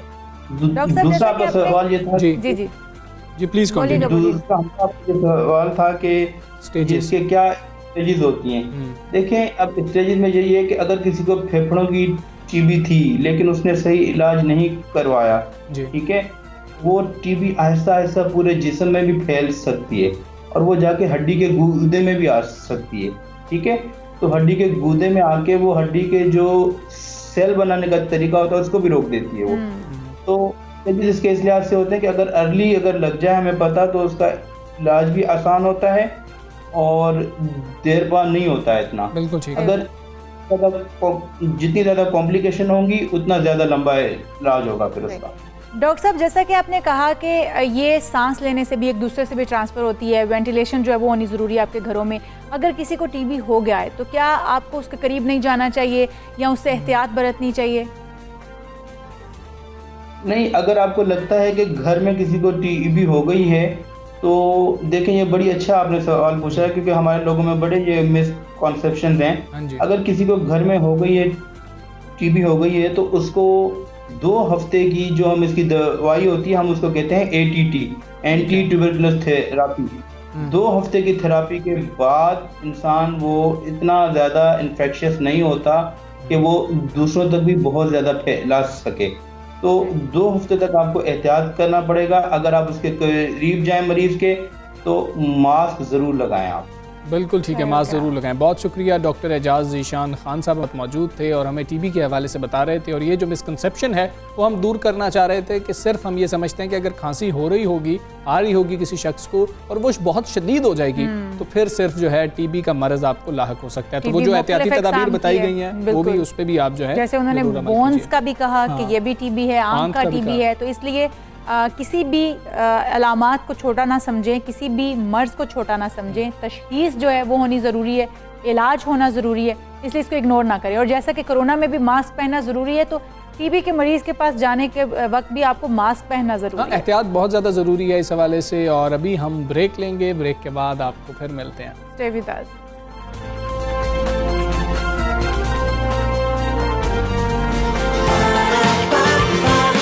सुबह सवेरे पाकिस्तान,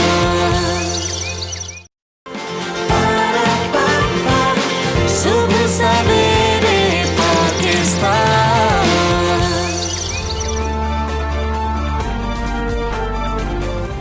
वेलकम बैक टू सुबह सवेरे पाकिस्तान। हम वापस आ चुके हैं और एक बड़ा ही अहम नुक्ता लेकर हम वापस आए हैं, कारोबार। बहुत सारे लोग सोचते हैं नए नए कारोबार के तरीके, कारोबार कैसे बढ़ाया जाए, कैसे शुरू किया जाए। हमजा भी सोच रहा, मैं भी सोच रही हूँ कि नया कारोबार शुरू कैसे किया जाए, किस तरीके से करना चाहिए और क्या क्या चीज़ें हमारे लिए हेल्पफुल हो सकती हैं। ये जिसने ये बात सुनी है वो भी यही सोच रहा है कि यार किसी तरह तो और किस तरह से पैसा कमाया जाए, आखिर घर बैठे खासतौर पे घर बैठे हम कैसे कमा सकते हैं। हमें तो फलां कहता है कि मैं तो घर बैठे इतने पैसे कमा लेता हूँ, तो ये हो कैसे रहा होता है। अच्छा, मुझे बड़ी हैरानगी होती है जो लोग ये कहते हैं ना कि मैं घर बैठे इतने कमा रहा हूँ, तो मैं सोच में पड़ जाती हूँ यार हम लोग 8-9 घंटे अपने ऑफिस में देते हैं, इतनी मेहनत करते हैं और ये घर बैठे कैसे कमा लेते हैं, ये भी एक बड़ा सवाल है। ये है, इसका जवाब है ई कॉमर्स। ई कॉमर्स की वसअतें इस वक्त मशरिक़ व मगरिब, शिमाल व जुनूब तक फैल चुकी हैं और इससे बढ़कर क्या कहा जा सकता है कि अमेज़ॉन हो, अली बाबा हो, जैसे बड़े बड़े ऑनलाइन स्टोर्स हैं जिनकी कामयाबी का राज ई कॉमर्स में मुज़म्मर है। और लोग, बच्चे, नौजवान, बुजुर्ग इस पे काम कर रहे हैं और कमाई कर रहे हैं। बिल्कुल ऐसे कोरोना वबा जैसा कि फैल चुकी है और हमें महदूद होने का कहा जा रहा है, घरों पे बैठने का कहा जा रहा है, तो ऐसे में जो बेरोज़गार लोग हैं उनका मसला है, पूरी दुनिया जो है वो इससे मुतासिर हो रही है। तो यहाँ पर एक सवाल पैदा होता है कि फिर किस तरीके से कमाया जाए, तो वहाँ पर जवाब मिलता है ई कॉमर्स। इत्मीनान बख्श बात यही है कि मुआशी मसाइल और बेरोज़गारी का हल भी ई कॉमर्स में मौजूद है। इसी हवाले से हम बात करेंगे कि जी ये लोग घर बैठे बैठे कैसे कमा लेते हैं। अगर हम इस कोरोना वबा के दौरान बेरोज़गार हो गए हैं तो हमारे पास क्या ऑप्शन है कि हम क्या कर सकते हैं घर में बैठे हुए, जितनी देर तक हमें नई नौकरी नहीं मिल जाती है या फिर हम बहुत ज़्यादा परेशान हैं। ख़वातीन घर में क्या कर सकती हैं। कंपनी है एनेबलर्स, उनके CEO साकिब अज़हर हमारे साथ मौजूद हैं। वो को नौजवानों को, लोगों को ये प्लेटफॉर्म देते हैं कि यहाँ पर आएँ, हम आपको बताते हैं कि बिज़नेस किस तरीके से करना है। साकिब अस्सलाम वालेकुम, गुड मॉर्निंग, कैसे हैं, खैरियत से हैं? जी अलहम्दुलिल्लाह। ये लोग वाकई घर में बैठे हुए या फिर ऑनलाइन पैसे कमाते हैं या ये सिर्फ बातें बनी हुई हैं?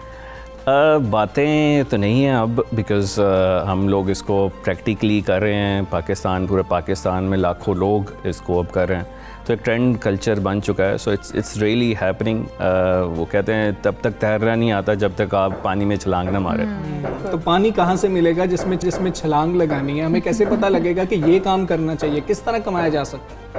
देखिए, इसमें डिफरेंट वेज़ हैं। जैसे फॉर एग्जांपल अगर कोई कहता है कि मेरे पास पैसे ही नहीं है, मैं कैसे बिज़नेस कर सकता हूँ, तो एटलीस्ट आपके पास स्किल सीखने का टाइम है। आप स्किल सीख सकते हैं, ऐसे स्किल्स जिसकी दुनिया में ज़रूरत है, सच एज़ हर चीज़ के लिए कोई ना कोई मैन पावर रिक्वायर्ड होती है। इसी तरह से ई कॉमर्स का बिज़नेस करने के लिए भी स्किल फोर्स की ज़रूरत है। इसमें अगर आप किसी भी चीज़ में अच्छे हैं, डिज़ाइनिंग में अच्छे हैं, कंटेंट राइटिंग में अच्छे हैं, कोई फ्रीलांसिंग स्किल्स होते हैं उनमें अच्छे हैं, वो आप सीख कर अपनी सर्विसेज ऑफ़र कर सकते हैं उन लोगों को जिनके पास पैसे हैं और इन्वेस्टमेंट है और उनका बिजनेस रन कर सकते हैं। आप आइडियाज़ भी प्रोवाइड करते हैं कि आप लोगों को ये करना चाहिए, इसमें आप ये कर सकते हैं तो आपको ज़्यादा बेनिफिट हासिल हो सकते हैं, इस तरह के आइडियाज़ भी देते हैं? इसमें डिफरेंट तरह के आइडियाज़ होते हैं, बट एक्चुअली ये नहीं है कि अगर मैं टेबल्स सेल करना चाहता हूँ तो क्या मैं ये सेल करूँ। हमारा एक पूरा एक्सपीरियंस्ड, बहुत सारे सालों के एक्सपीरियंस से we have developed a product hunting criteria कि आपने प्रोडक्ट्स कौन सी सेल करनी है। आप ये मत सेल करें कि जिसकी डिमांड ही ना हो। किस मार्केट में करें, किस मार्केट में करें, उसका कंपटीशन क्या है, कैसे वैल्यूएट करना। कोई भी करता है ना, तो हमदा सबसे पहले सवाल ये पैदा होता है बिजनेस चलेगा कि नहीं चलेगा। आपने स्टार्ट भी कर लिया, सब कुछ कर लिया, आप घर बैठे कमाने का तो चलें ठीक है ये एक है, लेकिन फिर भी साथ में माइंड में एक चीज़ आती है कि भाई ये मैं काम मुझे किस जगह पे करना चाहिए। वही बात कि जैसे हमजा ने कहा कि मार्केट जो है वो कहाँ पे मुझे सेल करना चाहिए, कहाँ पे मुझे ये चीज़ ज़्यादा अच्छी रहेगी, इस हवाले से भी आप बताते हैं। एग्जैक्टली मतलब हम देखें कि इस वक्त मार्केट साइजेस क्या हैं दुनिया में ई कॉमर्स के। हम देखें कि जो यूएस मार्केट साइज़ है वो है $706 बिलियन, सबसे बड़ी मार्केट। सबसे बड़ी मार्केट यूरोप की है $405 बिलियन, इंडिया की है $250 बिलियन, और टर्की की है $190 बिलियन, और पाकिस्तान की है $2 बिलियन। तो we see the huge difference. यहीं से सवाल अगला आया कि जब हम पाकिस्तान में हैं $2 बिलियन जो है, इतना बड़ा फ़र्क आ जाता है, 700-800 बिलियन डॉलर्स का फ़र्क आ जाता है मार्केट में, तो हमारे नौजवान कैसे कमाएंगे? देखिए हमारे नौजवान ये देखें कि मैं स्किल्स किस मार्केट को ऑफ़र करूं अपने। हमें पता है कि पोटेंशियल इंटरनेशनल इस वक्त ई कॉमर्स का ज़्यादा है, तो आप पाकिस्तान में तो कर ही रहे हैं, लेकिन आप उन सेलर्स को जो दुनिया में लाखों की तादाद में एक साल में आ रहे हैं, क्यों ना उन सेलर्स को सर्विसेज ऑफ़र करें अपनी, क्यों ना उन सेलर्स को ऐसे स्किल्स चाहिए वो आपसे लें। तो वो स्किल्स अपने आप को प्रेजेंट कैसे करना है, क्या करना है, वो ओबियसली एक पूरा प्रोसेस है। जैसे आपने फाइवर में कैसे प्रेजेंट करना है, freelancer.com पे कैसे करना है, एंड अपवर्क में कैसे करना है, ये सारा एक प्रोसेस जो हम सिखाते हैं। नौजवानों को, हमें नौजवान सुन रहे हैं, ख़वातीन घर में सुन रही हैं, बच्चियाँ सुन रही हैं, उनको ये स्किल्स कैसे सिखा सकते हैं? क्या यूनिवर्सिटीज़ में ये स्किल्स पढ़ाए जा रहे हैं कि हमारे बच्चे डिग्री लेकर निकलते हैं और फिर नौकरियों की तरफ चल पड़ते हैं?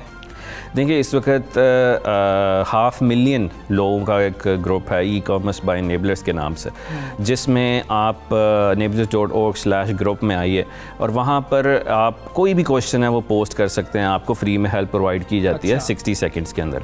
दूसरा ये कि हमने एक 80+ कोर्सेज़ फ्री पाकिस्तान में इस वक्त 50 से 60 हज़ार लोगों को दिए हैं, बिल्कुल फ्री। अच्छा, अगर अगर आप अफोर्ड नहीं कर सकते तो वो आपको सर्टन डॉक्यूमेंट सबमिट करते हैं कि मेरी इतनी सैलरी नहीं है, मैं अफोर्ड नहीं कर सकता, तो यूजुअली हम 99.5% लोगों को फ्री ही देते हैं। अफोर्डेबिलिटी की हमें हद भी बता दें ज़रा लोगों को कि अगर कौन लोग हैं जो अफोर्ड नहीं कर सकते। अगर आप 30,000 आपकी सैलरी कम है तो 30,000 तक है तो आप उससे फ्री ले सकते हैं। 80 कोर्सेस जो कि एक पूरे A to Z कोर्सेज हैं, जिसका नाम है EVS enablers.org/EVS। वहाँ जाएँ, वहाँ अप्लाई करें, इन कोर्सेज़ को देखें और इनसे ही आप अर्निंग स्टार्ट करें। अपनी सर्विसेज ऑफ़र करके आपको कोर्सेज़ कोई ट्रेनिंग्स लेने की ज़रूरत नहीं है।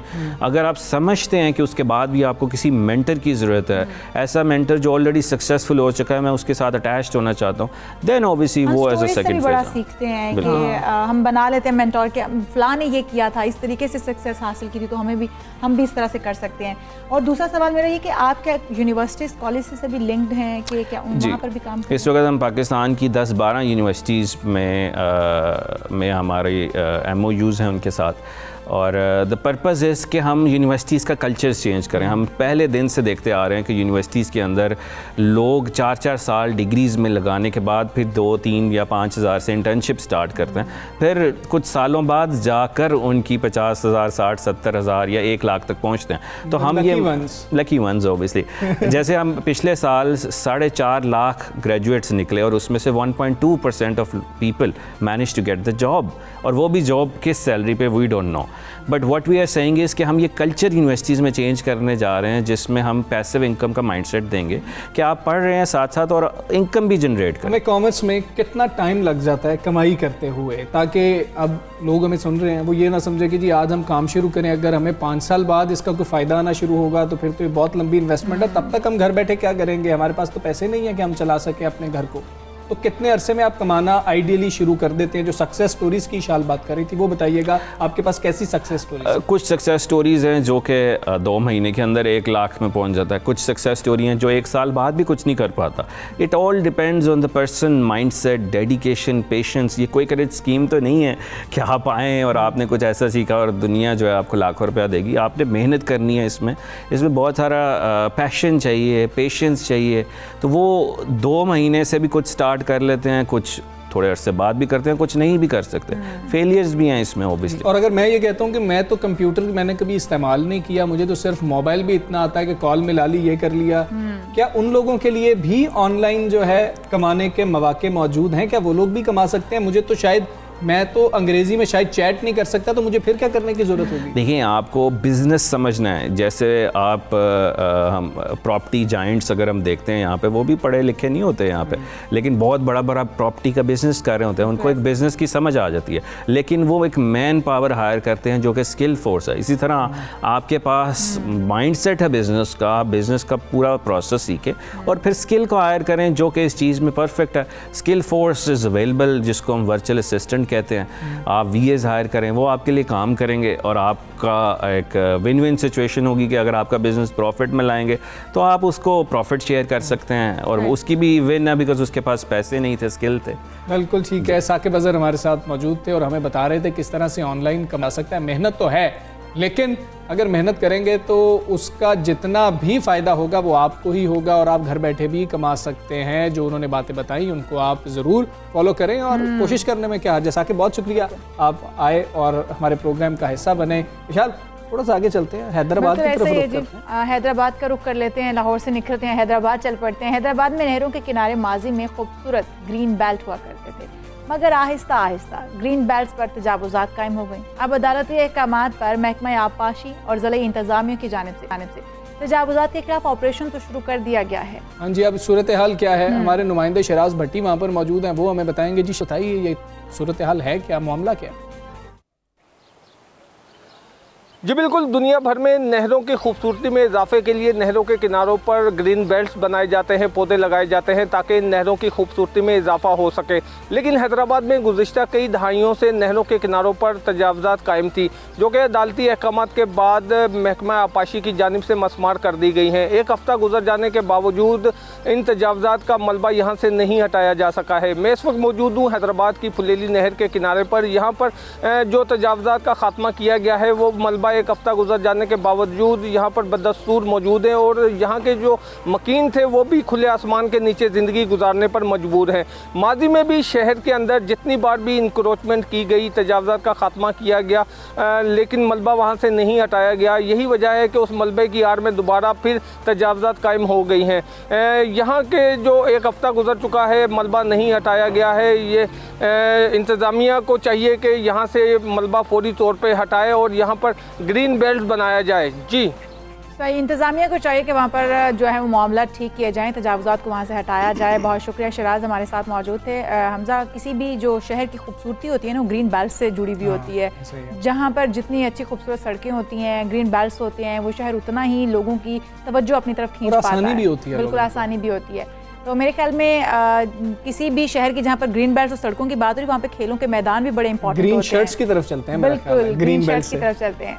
और कौमी क्रिकेट टीम के दौरे जनूबी अफ्रीका और जिम्बाब्वे के हवाले से टीम सिलेक्शन पर एतराज़ात खत्म होने का नाम ही नहीं ले रहे। कहा तो जाता है कि एतराज़ात नहीं है, सब कुछ ठीक का ओके का जो है वो इंडिकेशन दिया जाता है, लेकिन फिर भी अंदर ही अंदर कुछ ऐसी बातें भी चलती रहती हैं कि एतराज़ात तो बहरहाल हैं। हाँ जी बिल्कुल, ऐसे सिलेक्शन हुई, उसके बाद कुछ मामला सामने आया, बाबर आजम ने खामोशी तोड़ी। उन्होंने कहा कि जी कि जो अंदर की बातें वो बाहर नहीं आनी चाहिए। और उसके बाद हमने ऐसा देखा कि शर्जील खान का नाम सामने आ रहा था कि उनको शामिल कर लिया गया। मिसबा हमेशा से कहते रहे कि वो हमारे प्लान का हिस्सा तो हैं, लेकिन उनको अपनी फिटनेस जो है उसको पहले ठीक करना होगा। और अब फिर उनकी फिटनेस के ऊपर सवालात उठा दिए गए और कोई उनको डेडलाइन दे दी गई है कि अगर तब तक आप फिट हो गए तो हम आपको शामिल करने के हवाले से सोचेंगे। ये हो क्या रहा है टीम सिलेक्शन में और टीम मैनेजमेंट में? 3 हफ्ते का हदफ दिया गया है मेरे ख्याल में उन्हें, इस तरीके का है। अब वो कैसे 112 किलो से नीचे अपने आप को लेके आएंगे? बात करते हैं इरफान ज़हीर, स्पोर्ट्स एनालिस्ट फिर हमारे साथ मौजूद है। इरफान, अस्सलाम वालेकुम। कैसे हैं आप? ठीक ठाक है? आप बताएं। ठीक है। ये क्या हो रहा है कि शर्जील खान को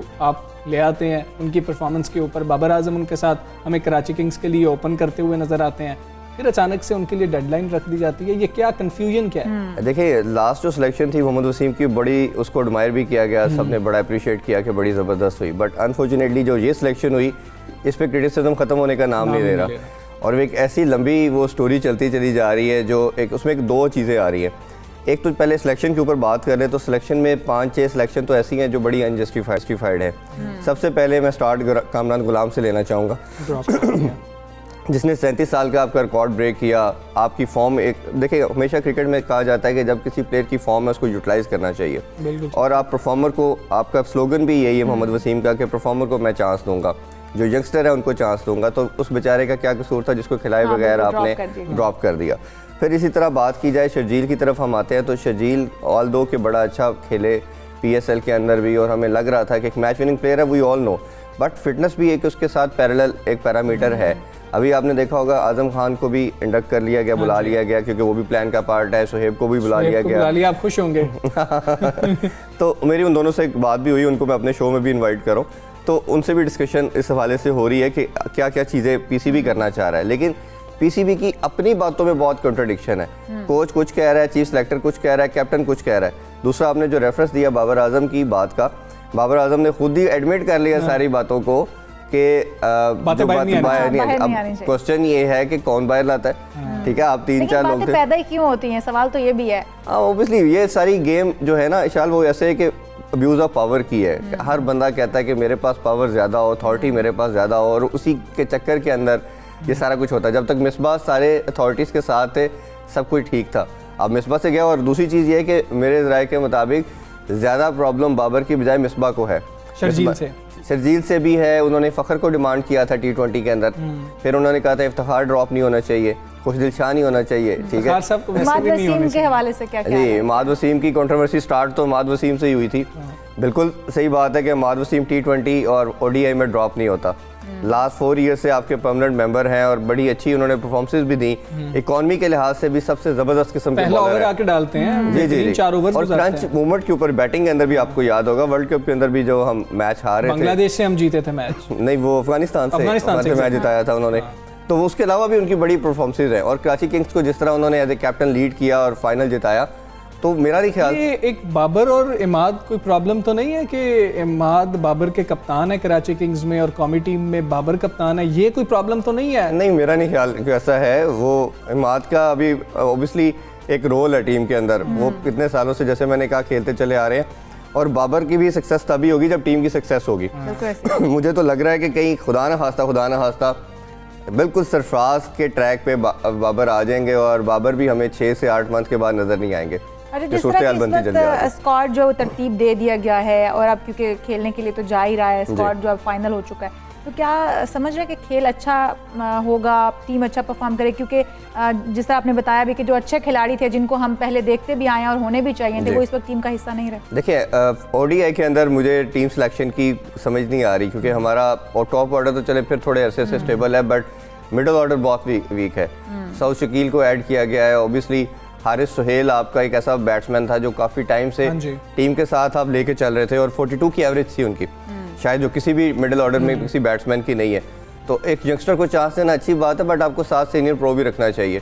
इसी तरह कम्बिनेशन बनता है टीम का कि आपका सीनियर भी होता है, यंगस्टर भी होता है। तो मेरा नहीं ख्याल, और साउथ अफ्रीका अपने कंट्री के अंदर बड़ी ज़बरदस्त टीम है। आल्दो के पिछले रिसेंट पास में उनकी परफॉर्मेंस उस तरह की नहीं रही जिस तरह वो कंसिडर किए जाते हैं, बट अपने अभी भी कंट्री के अंदर उनकी जो टीम है वो बड़ी एक यूनाइटेड। अच्छा इरफान, एक और चीज़ शर्जील के मामले में हो रही है कि शर्जील को हमने 20 ओवर्स खिलाने हैं, और उसके अंदर भी हम एक्सपेक्ट कर रहे हैं कि शर्जील 8 ओवर्स खेलेंगे, उसके अंदर मैच बनाएंगे, फिर आउट भी हो जाएं तो हमें वो 8 से 10 ओवर्स के लिए चाहिए। हमने उनको मैराथन में नहीं दौड़ाना कि हम उनकी फिटनेस को देखें। हम देखते हैं कि शहजाद ने क्या बैटिंग की है इसी फिटनेस के ऊपर, ऐसी फिटनेस के ऊपर अफगानिस्तान की तरफ से हम ऐसे खिलाड़ियों को देखते हैं। देखिए उसमें सबसे टीम ने सिलेक्ट कर लिया, फिर उसके बाद ख्याल आया कि भाई उनकी फिटनेस। देखिए उसमें अगर आप इस क्राइटेरिया को देखना शुरू करेंगे ना, तो वो सबसे पहले हमारे पाकिस्तानियों के माइंड में इंतजामुल उल हक आते हैं। पाकिस्तान की हिस्ट्री के one of the best batsman जिन्होंने सारे रिकॉर्ड भी बनाए और जितनी विक्ट्रीज उनके नाम है, उनका फिटनेस का वो स्टैंडर्ड नहीं था। इन स्कूल ऑफ थॉट वाले लोगों का ये जरूर मानना होता है कि आपको स्किल मैटर करती है, फिटनेस उतनी मैटर नहीं करती। बट अब जो रिसेंट क्रिकेट आ गई है वो काफ़ी साइंटिफिक होती चली जा रही है, उसमें ये तमाम जो पैरामीटर हैं वो इतने इक्विवेलेंट बनते चले जा रहे हैं, क्योंकि आपको पता है कि स्कोर 15-20 करा देना वो भी बड़ा मुश्किल हो जाता है। फिर इसी तरह आपने कोई कैच ड्रॉप कर दिया, कुछ इस तरह की चीज़ें, रनिंग बिटवीन द विकेट, वो सारी बड़ी मैटर करती। तो जैसे बाबर ने खुद एक्सेप्ट भी कर लिया और उन्होंने कहा कि जी इन्होंने तो ऊपर खेलना है और इन्होंने तो मैच विनर और बैशर किस्म की इनिंग्स खेली। शोएब अख्तर का खदशा कितना दुरुस्त है कि बाबर या तो अभी तुम्हें स्टैंड ले लेना चाहिए या फिर वेट करो कि तुम्हारे साथ सरफराज जैसा हाल हो जाए। मैंने तो आपको भी वही चीज़ कही कि ये तो अभी अराउंड द कॉर्नर है चीज़ बिल्कुल ये, और बाबर ने शायद जो वर्डिंग बोली मेरा ख्याल है बाबर थोड़ा सा पैनिक करके या तो उनको पहले स्टैंड लेना चाहिए था या इसको किसी और तरीके से हैंडल करना चाहिए था। मुझे ये लग रहा है कि बाबर पे इन्फ्लुएंस ज़्यादा मिसबाह उल हक का कि मैं ही तुम्हें टीम में लेके आया, मैंने तुम्हें कैप्टन बनाया और तुम ये बातें करो। और ये जो वर्डिंग थी सम हाउ ये मिसबाह उल हक की थी, जो उनके इतराज़ात थे वो मिसबाह उल हक के इतराज़ात थे। तो बाबर को खुद एज ए लीडर आगे आना पड़ेगा और खुद उसको ये चीज़ें करनी पड़ेगी। मिसबाह हूँ एक तरफ सेलेक्टर बेशक क्यों ना मौजूद हों, जो भी हो, बाबर आजम एक खिलाड़ी है जिसके पीछे पूरी कौम शायद खड़ी हुई है कि बाबर ने इतना अच्छा परफॉर्म किया। बाबर को इन चीज़ों पे सोचने की जरूरत है। वैसे नहीं, बाबर को तो आपने देखा होगा कि लास्ट टाइम टीम सिलेक्शन भी उनके हाथ में दे दी गई थी, मिसबाह से वो भी चीज़ ले ली गई थी। तो पाकिस्तानी या एशिया के कल्चर के अंदर कैप्टन अगर स्ट्रॉन्ग बनते इसी तरह के वो डिसीजन बड़े लेते हैं। अगर ये भी अपने आप को अंडरमाइन करेंगे, थोड़ा सा रिलक्टेंट रहेंगे तो ऑब्वियसली इनको प्रॉब्लम आएगा और ये बहुत प्रॉब्लम में आते जाएंगे। बाबर को फ्रंट फुट पे आना पड़ेगा और देखना होगा कि टीम को कैसे लेके चलना है। इरफान, बहुत शुक्रिया आप आए। हमने महेंद्र धोनी को कप्तान बनते हुए देखा था जब वो बने थे और उन्होंने 4 बड़े खिलाड़ियों को टीम से आउट कर दिया था कि शायद अब इनकी जरूरत नहीं है, लेकिन उसके बाद रिजल्ट सामने आए थे। हम उम्मीद करते हैं हमारा कप्तान भी इतना ही ज़्यादा स्ट्रांग होगा। बिल्कुल ऐसे ही और अच्छा खेल पेश करेंगे। इसके साथ ही हम आप लोगों से इजाज़त चाहेंगे, फिर हाजिर होंगे। अल्लाह हाफ़िज़।